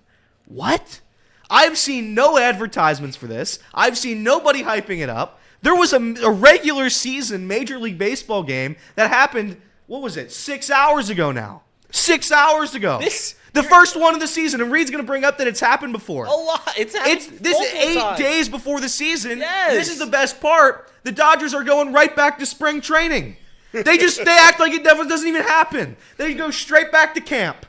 I think they're playing the Angels in spring training immediately after this opening series. How preposterous is that? Well, here's Elliot, the thing. you Do you ever care about this is why baseball is different than football. And you brought it up.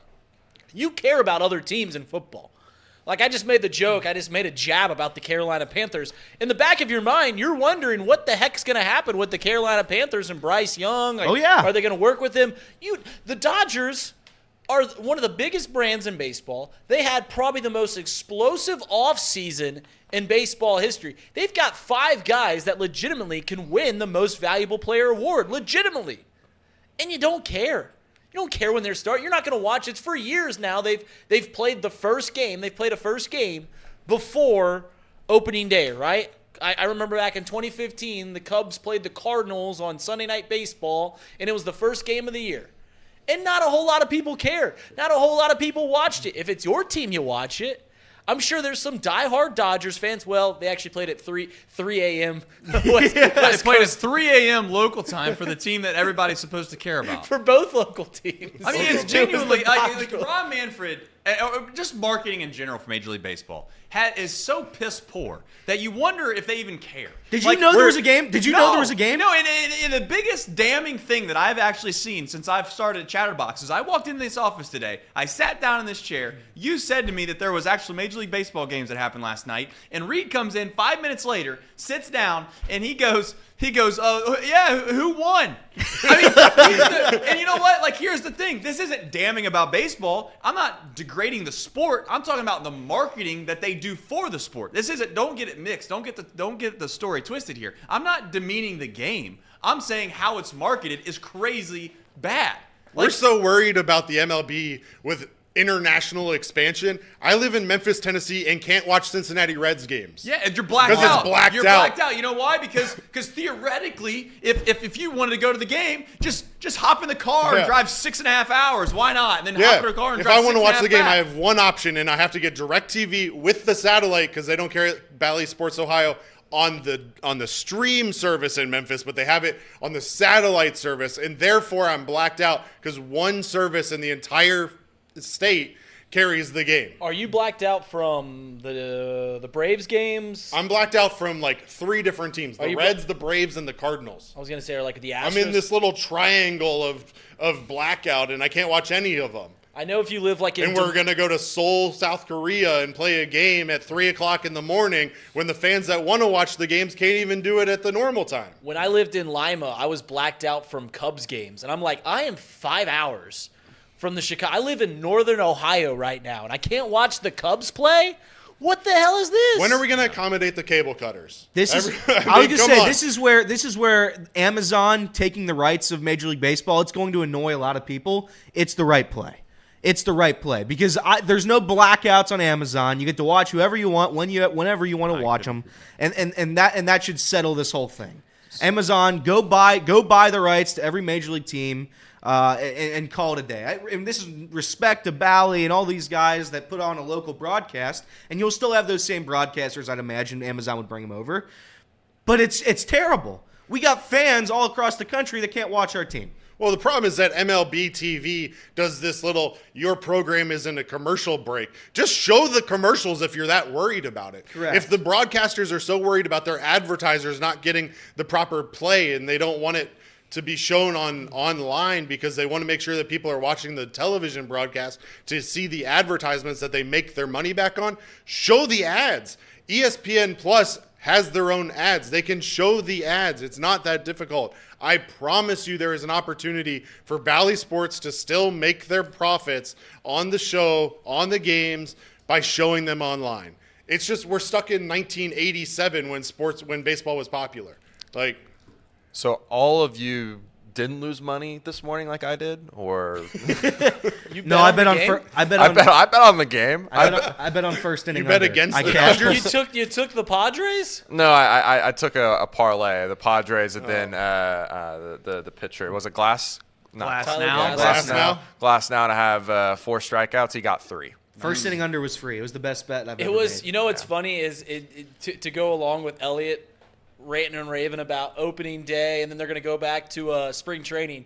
This is how the Padres pitch this game. Very similar to a spring training game. I saw it. Their ace, Darvish, goes 3 2/3. They then go to a relief guy who goes 2/3, an inning, 2/3, an inning. They used 8 guys today. They used 8 pitchers on opening day in a 5-2 ball game. It wasn't like it was 13-10 and they're just throwing different guys out there. It's a regular season game. It's a spring training game. All right, we're past the hard That's deadline right. that Trace 1:30 set. was what time we were supposed to go to ads. We're going to go to ads now. When we come back, we're going to try to have somewhat of a relative formal conversation around college basketball. But if you watch college basketball last night, you start to question why in the hell you watch in the first place. We'll get to that and more right after this. Take it away, Casey. The Bengals report that we did a little while ago is brought to you by Encore Technologies. Encore Technologies provides IT solutions for a data-centered world with the suite of services from mobile computing to desktop to data center, supporting both centralized and work-from-home computing modules to improve efficiency and productivity. Ooh. Encore. Yeah, path to innovation begins here.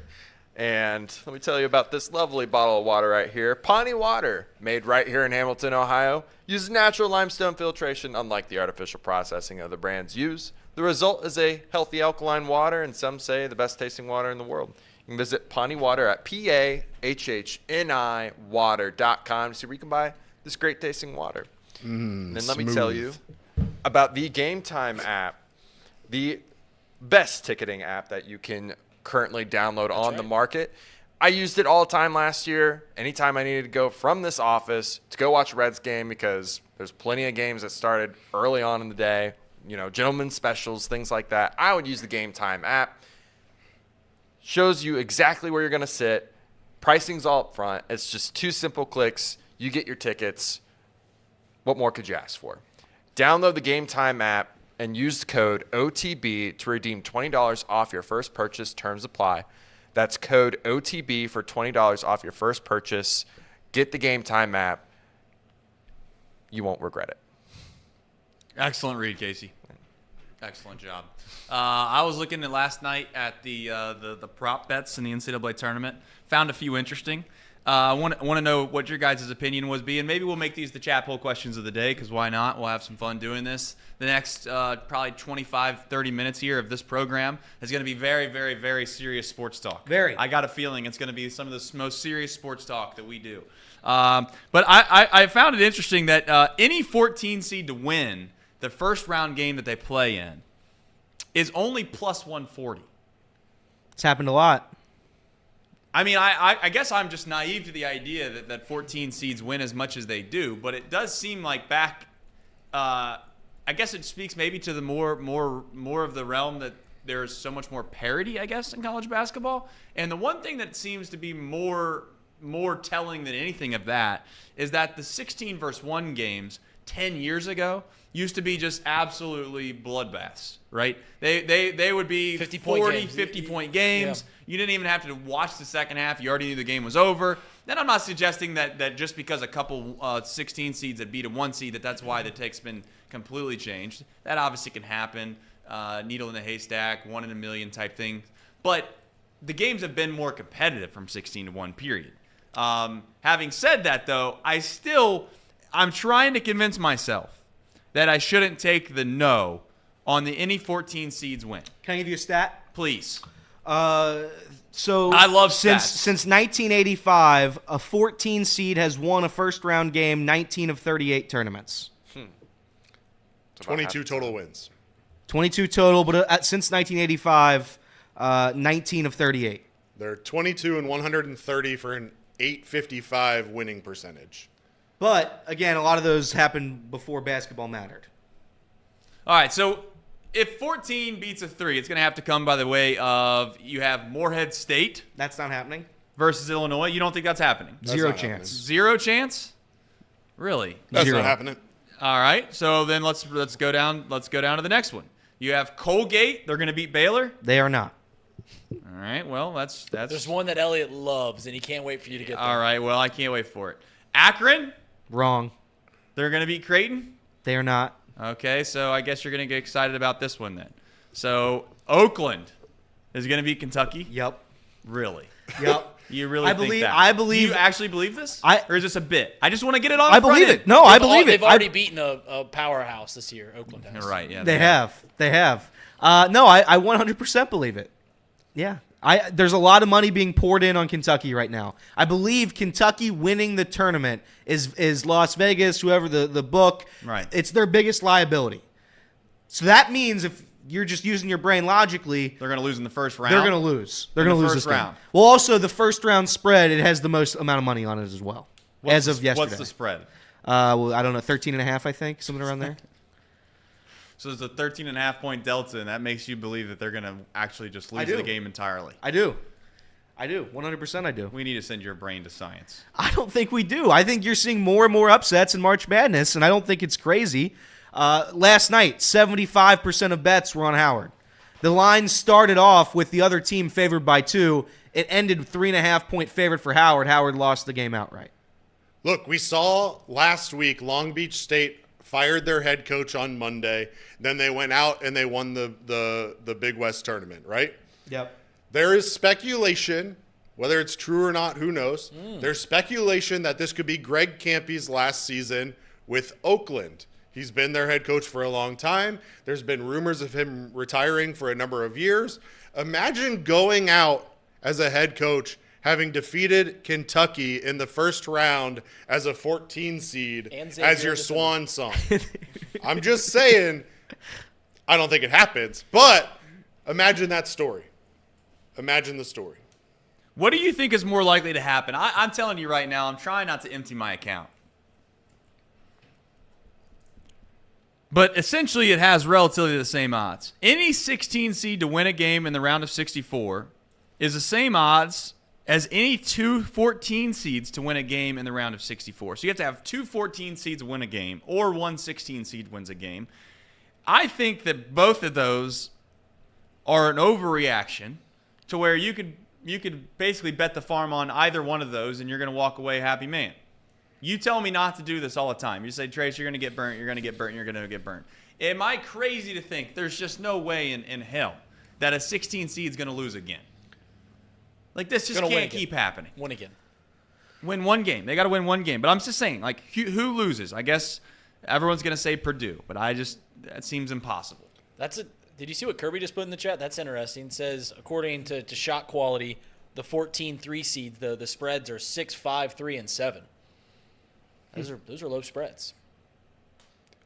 Not to derail the conversation too much, but did you see the Reddit thread about the quote-unquote disturbing trend in the NCAA tournament that is a case for a 16-1 winning?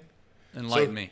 So here's the thing. Like in the last 4 years, there's been 4 15-over-2s or 16-over-1s. Okay? Yes. Yeah. In 2021, it was Oral Roberts defeating Ohio State. Oral. In 2022, it was St. Peter's defeating Kentucky. You're Peter. In 2023, it was Fairleigh Dickinson defeating Purdue. Gotcha. I see And this year, Houston will face who? Longwood. Oh. Something I'm not familiar with. Listen, I'm not a conspiracy theorist, but it's out there is all I'm saying. I don't know where Longwood's at. I know where it's not. Well, now my brain's in a pretzel. I gotta be honest. You just put me in a pretzel right here live on the show. I really wanted to empty my account and say that a 16 seed's not going to beat a 1. The idea that Longwood is going to take down Houston seems unfathomable. It's going to be one of those situations when all the 1 seeds win by 10-plus points. I'm going to have to figure out what that shot quality chart looks like. Don't you think, Elliot? We're going to have to figure out what that shot quality chart looks like. Yeah, shot quality is great. I like shot quality because they'll be the first to tell you what a team should have won by immediately after they don't cover your bet. Well, per our data, they shot 70% from the field. The only issue is that never happens. This team had 2 flames, and this team had a icicle going on. Yeah, What did shot quality have for Virginia last night? Maybe that should play in their favor. I think shot quality was actually on the right side of it because I think everybody should have been, except for me, who took the over. And by the way, Virginia making the tournament, you said you weren't going to really talk about it. Virginia making the tournament is a sham. I don't know. The reaction for them, I don't know if anybody saw it in here.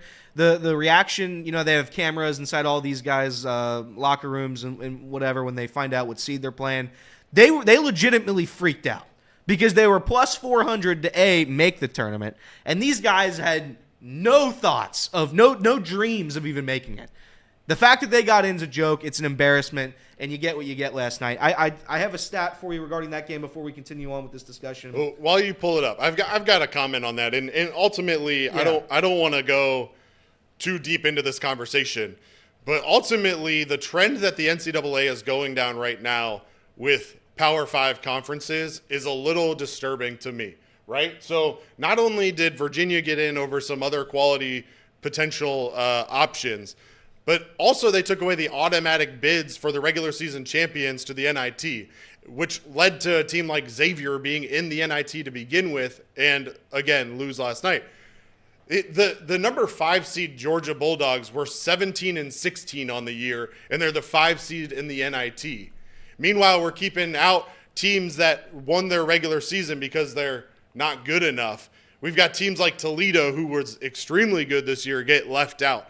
And a number of other regular season champions like High Point, Eastern Kentucky, Little Rock, Norfolk State. The list goes on and on. I'm not saying that they had the lower end teams had a chance to win, but taking away those automatic bids and the trend that is going on currently with giving preference to Power 5 in the tournament itself from the selection committee just is showing the trend of the NCAA as a whole. Do you think there's a chance where there actually is sustainability similar to MACtion, right? MACtion is built off this concept that gambling is obviously a big part of our culture now, but more importantly, they put it in a time slot where there's nothing else going on. The NIT obviously tries to do that to a certain extent, but I think, to your point, the NIT is filled with a bunch of what we would call teams that really are disappointments, quite frankly. Mm-hmm. They're filled with teams that just they aspired to make the tournament and didn't make it. Do you think there's ever a chance where there is an actual tournament? And again, maybe this has already tried to been done before and just wasn't successful. But I think America would possibly latch on to some kind of, call it an underdog type of tournament, to where they don't take Power Fives at all.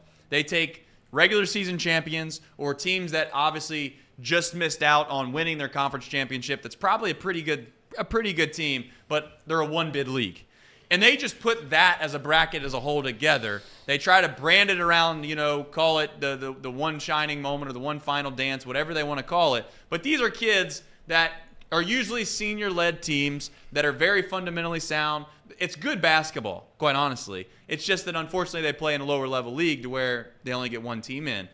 And they play them around time frames that obviously the NCAA tournament doesn't play in. Do you ever see I guess my question is, do you ever see there's a chance to where there's actually a very unique and interesting and exciting partner to the tournament, or is the tournament always going to be what everyone cares about and no one cares less about anything else? So there's two current inhibitors to that happening. The first one is the transfer portal. The transfer portal opens up way too early in college basketball, and so you've got a lot of teams who aren't able to commit to tournaments like that because they aren't sure what players they're even going to have available. So unless they're making the NCAA tournament, they're not playing in other tournaments. We've seen that across the board with teams turning down even the NIT because of potential transfer portal issues there. The other thing is that those tournaments have somewhat existed in the CBI and the CIT without a whole lot of success. Now, if you can go out and get a TV partner to give some money into that and kind of put in some marketing efforts around that, there's a ton of potential for that, especially with the rise of sports gambling. Hate to say it, like, people will be interested in those tournaments, but until the transfer portal timeframe moves, you're not going to see it. I mean, the transfer portal opened up and there were like 83 names in before noon the day it opened up. Meanwhile, you've got athletic directors, not to drop names, Troy Dannon, who just take the Washington AD job in January and now today took the AD job at Nebraska less than 3 months later. Like, the whole business of college athletics is completely off the rails right now, and that's coming from a guy who spent almost 15 years in college athletics as I spit across the room. Like, I'm getting fired up about college athletics. Ultimately, yes, is there a market for that? Absolutely, but someone's got to put some money in it, and right now all the money is going into the big show at the Power 5 because that's what the NCAA believes the future is in, and they're not really embracing the fact that a lot of sports betting really is focusing on those smaller games that don't necessarily get the national attention that they deserve. Yeah, I definitely think that there's this notion that sometimes there's organizations that think they're too big to fail. And that's why they ultimately fail, is because they forget what makes things so great within whatever their organization is. And the truth be told, I think that the NFL seems to teeter on that sometimes. Again, we'll find out if they ultimately get too greedy, and the next thing you know, it's just wild to think that perhaps they're going to play at some point. The NFL is going to try to play games on every day of the week, and that's just not what built their brand. And the second thing would be in regards to the NCAA, with college athletics, in a story that came out the other day with Proctor, the offensive tackle that decided to transfer from Alabama. Now he transfers to Iowa, and then all of a sudden he takes these NIL deals, and I'm not saying that I called it, but I'm just saying, like, at some point this NIL thing is going to run its course because you can't trust. There's no structure. You can't trust whether or not when you give a kid some NIL money that they're going to actually, produce at the level in which they need to produce at to earn that NIL money. It's basically giving out contracts to kids without there being a contract. So now you have Proctor, who is an Iowa offensive tackle, who reportedly now is going to go back in the transfer portal again after taking NIL money from Iowa before he's ever played one snap at Iowa. And at some point, the base that supports college athletics is going to run its course to where they're just tired of it. You first got introduced to it a little bit when you had the one and dones in college basketball, right?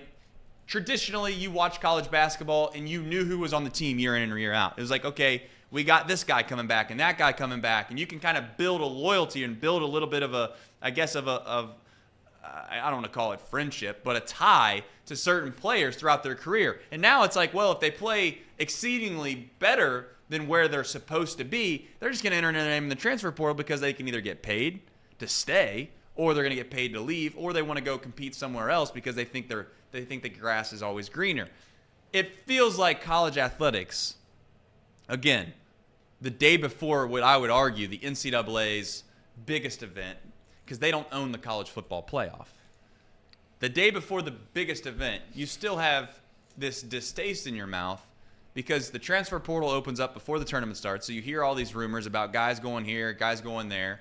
And then on top of that, you now have a position where, from college football's perspective, it feels like we have entered the world, without question, of professional athletics. Now, I'm all for the players getting paid. I think all reasonable people believe that college athletes should be paid when we're signing mega contracts with these television providers for billions of dollars. I don't think anyone would disagree with that. But if you take off just kind of like when you're in the middle of a fire, and maybe, again, I'm not trying to turn this into like something, but like when you're in the middle of COVID, right? There's so many things that are going on at once. It's really hard to sit back and take everything in for what it's actually worth. I feel like that's where we're at in college athletics right now. There's so many things that are going on that no one's actually being a steward to say, wait a minute here. Why do people actually love watching Ohio State football? Yeah, they love Justin Fields. Yes, they love Marvin Harrison Jr. But you know what they love more than all of those things combined? They love the university. They love the pageantry. They love, I'm just being hypothetical here to a certain extent, but they love the fight song. They love the traditions. They love all the things that come with college athletics. And it seems like we're just picking those things away one by one. And at some point, we're going to turn around and the house is going to be completely burnt to the ground, and we're going to wonder to ourselves, what the hell happened? And it feels like right now, again, is the whole house inflamed? Maybe not. But it feels like we got a room on fire. Now, who's going to put it out? I don't know.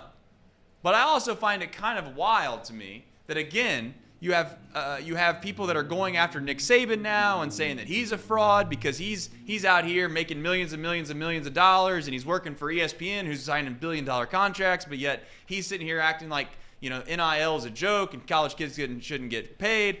I don't know if it's all that, as it just is saying, can we all agree that there's a problem? And can we all agree that hopefully we can get it fixed?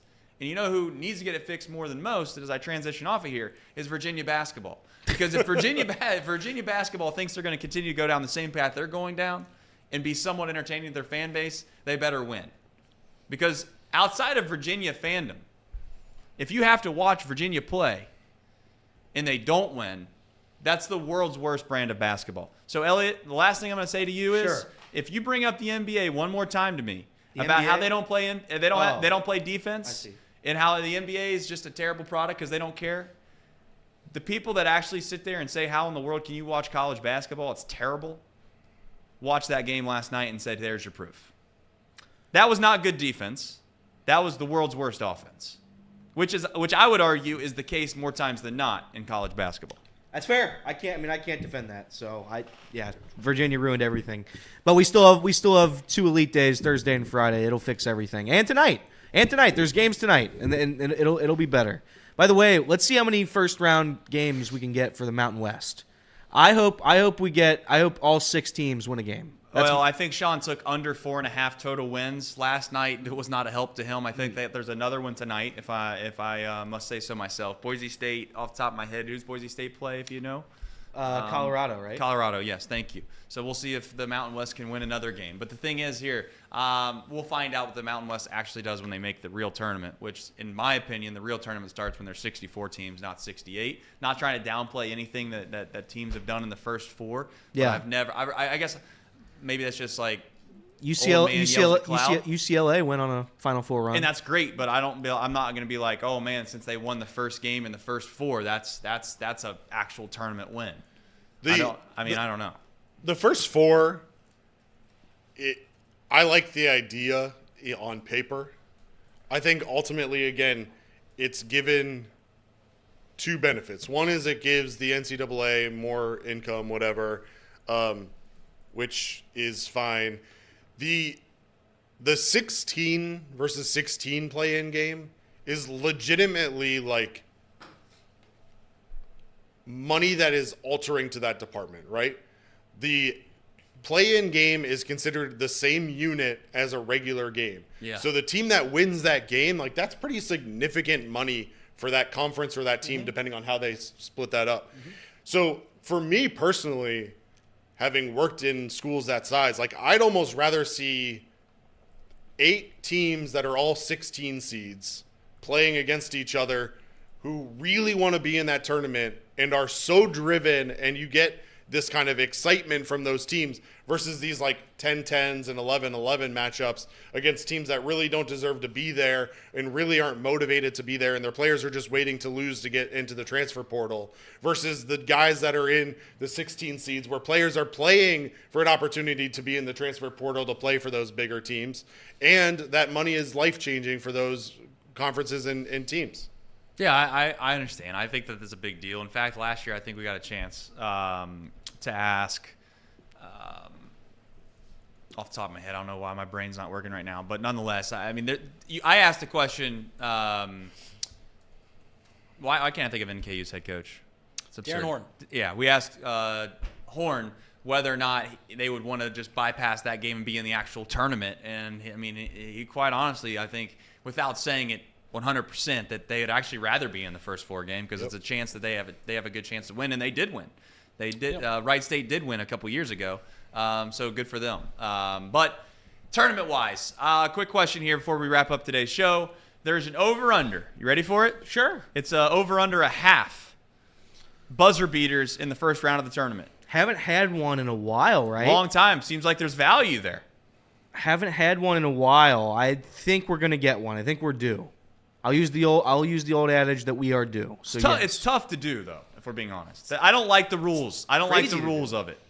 If it was all tournament, I'd say 100%. Yeah, the rules are, for those that don't know, the buzzer beater, it's literally they have to, the score must change to where the winner versus the loser, and the clock must basically be 0 by the time the ball goes through the hoop.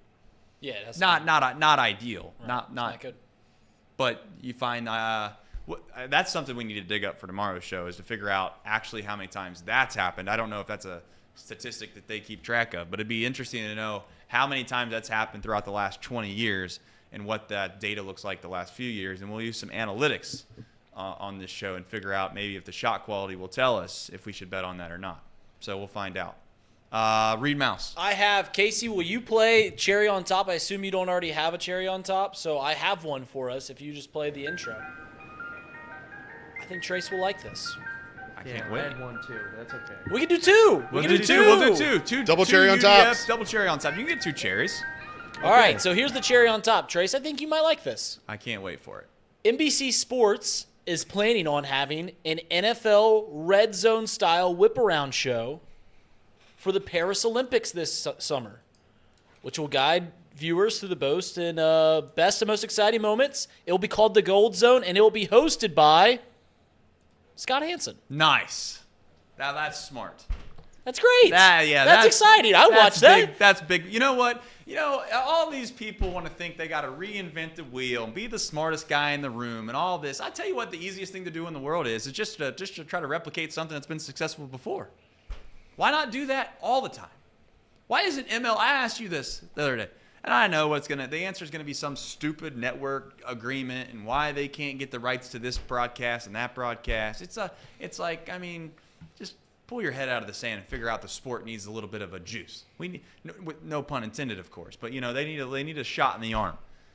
Why MLB TV is not the red zone every single night is beyond me. I know you're going to say they have that pitch thing, right? What's it called? It's so successful you don't know the name of it. That's a good point. I've said for the longest time, everyone talks about the Masters. You watch the Masters. You can literally pick players and they'll show you every single hit that they have, every single swing. I would love that for the MLB. Let me curate so I can watch every Shohei Ohtani at bat, so I can watch every Anthony Rizzo at bat, and then I can watch the Cubs on top of that. And just let me see all the plays. I would love it to curate like the best players, the players I want to see, and just let me see their entire bats. I think that'd be great. It'd be fantastic. M. Keys says it's the strike zone. Nate also says it's the strike zone. Looks like MLB strike zone is what that is called. M. Keys also says you got to have cable and DirecTV to stream, and you got to have the sports package. So, yeah, you got to basically have like the Maserati vehicle to be able to get there. Can you bet on the Olympics? Oh, you got to be able to. You got to be able to. Are you sure? We don't know for sure, but I mean, I would like to think that the sports books are going to be able to do that. Like the games and stuff like that. I don't know if you like. Can I bet on swimming? Props. I imagine like you can definitely bet on like the soccer matches, the baseball games and stuff like that. I used to love the Olympics, and then now I don't know what happened, but just. Well, I didn't watch any of the last Olympics. When you were growing up, we had someone. You're right. Like we had Michael Phelps to watch, right? Yeah. So all it takes is someone truly amazing like that. Just takes a world-class Olympian that breaks all the records for us Americans to care. Yep. My cherry on top. Just a quick one. Yep. As a bizarre appearance in Utah, Tommy Tuberville says kids in America are in satanic cults. Interesting. So that's former UC head coach Tommy Tuberville. Are you suggesting that Are you suggesting that you're not a fan of Tommy? That would be correct. Trace, to answer your question, the last first-round buzzer beater in the NCAA tournament, 2 of them on March 18th of 2016. Wow. The first one, Adam Woodbury made a layup as time expired to give number 7 Iowa the win over number 10 Temple. And on that same day, a 50-foot three-pointer by Paul Jesperson gave number 11 Northern Iowa the win over Texas as time expired. We need so here's what we're going to do on the first day of the tournament. I don't know if we're going to live stream it. It feels like we live stream a lot of things around here, and I'm not opposed to it. But obviously they're welcome to come or join. But I'll try to have everybody over. We'll get some food. I got an okay layout to where we can watch all of the games at once and fast enough internet and broadband to where everybody can get their bets in and not have to worry about it. Friday, maybe we'll find a place everybody, I don't say everybody, but maybe we find a place that we can go and we hang out with everybody and watch some of the games on Friday evening. But question I have is we need to come up with a group bet by tomorrow. We have to have one. And here's the thing about a group bet. I feel confident about the group bet in this room. Now on the trip, okay, it feels like we had a little bit of an issue with group bets, didn't we, Elliot? Because some people didn't ride them, and then some people, and I won't name them, Nick Kirby, they would ride with us up until the very last moment, and then he'd cash out for a loss. And then he didn't cash out for a loss. No. Here's what I'm going to make this very clear, because then this is where he cashed out for a loss. No. That's where you're wrong, and Nick's going to kill you with that. So now we've lost our argument. I threw it to you in the court of law. You said something ridiculously crazy, and now the lawyer has to come in and tell his defendant just to shut the hell up, let him talk, let him defend everybody. This is what would happen.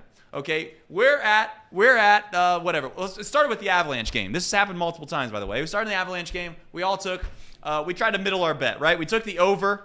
The over hit in like the middle of the second period. We looked at each other and we're like, well, we hit it. What do we do now? Like, they can't score that many goals. The over-under's 8.5 goals. They're sitting at, 6. Like, they're just going to, this is going to tank out, right? The value is what we kept talking about on this trip, is to take the under. So we took under 8.5 goals. He didn't ride it first, right? No, he didn't he ride waited. it first. Waited. The next thing you know, he's like, he thought that he got his good value, plus 200, plus 250, whatever it was. He got it for way more money than we got it at, which is fine. He's seen that there was a power play. He's seen a penalty, a delayed penalty in the game. He pulls his phone out, and he immediately cashes out because he knew that he was, to his credit, kind of ahead of the curve. You know, there's only so many times you can get over on the sports books. He got over on the sports books because the penalty was a delayed penalty, and he knew he had about, whatever it was, 8 seconds to cash out before the odds dramatically changed. Yeah. We had our group bet. He cashed out. Sure enough, no more than whatever it was. Maybe a half a period later, we lose our bet. He wins because he theoretically cashed out, and he's like, see, you should have cashed out. I mean, I don't know where you come from, but where I come from, when you make a group bet, you just ride it out. I agree. You just ride it out. I agree. And it broke your brain so much. You started spite betting. Is that right? The word you spite betted. He had Virginia, right? I think it was Virginia. Yeah, of all the teams, how to round up the show. What a way to the sick, twisted way that the world works. We're going to round out the show with this story. He picks Virginia against NC State. Yes. Correct. You live bet NC State out of spite. Out of pure spite. He kept bragging about SQ, and I SQ is? SQ is shot quality, and again, it's the best website in the world if you want to feel even worse about losing bets. But Nick Kirby uses it frequently, and so I started fading his bets because it seems like he wasn't betting with the team. I then bet everything as soon as NC State hit that ridiculous buzzer beater. I live bet everything on NC State, and I won, and credit to me because it worked. But any group bet you want for this tournament, I'll ride. We just got to figure that out by tomorrow. Maybe the group chat can help us out. Tomorrow's show is basically going to be nothing but the tournament. We're going to do all of our brackets tomorrow morning. I'm sure it's going to be riveting sports content tomorrow. But you know what? We got to do it. If you haven't joined the bracket, please do so.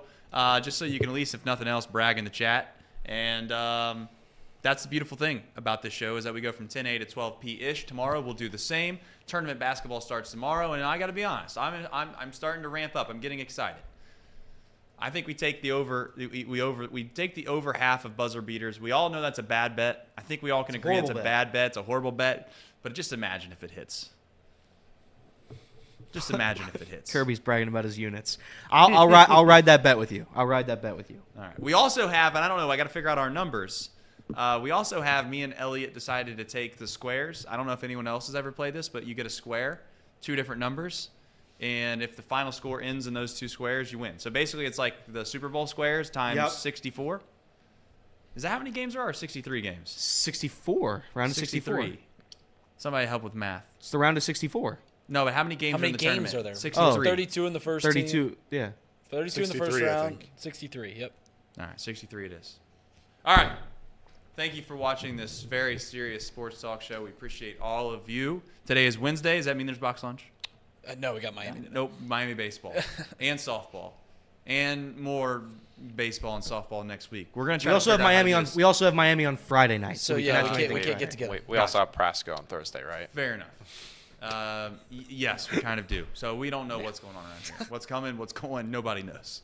All we That's do know the is life that is Chatterbox. all we do know is prayers up to the Garrison fam. Sorry to hear about that, Drew. Very sorry to hear about that. He's a champ. All right. Prayers up. All right. Well, we will see you better than ever tomorrow morning at 10 a, hopefully, if everything goes right. Take care. Have a lovely rest of your day.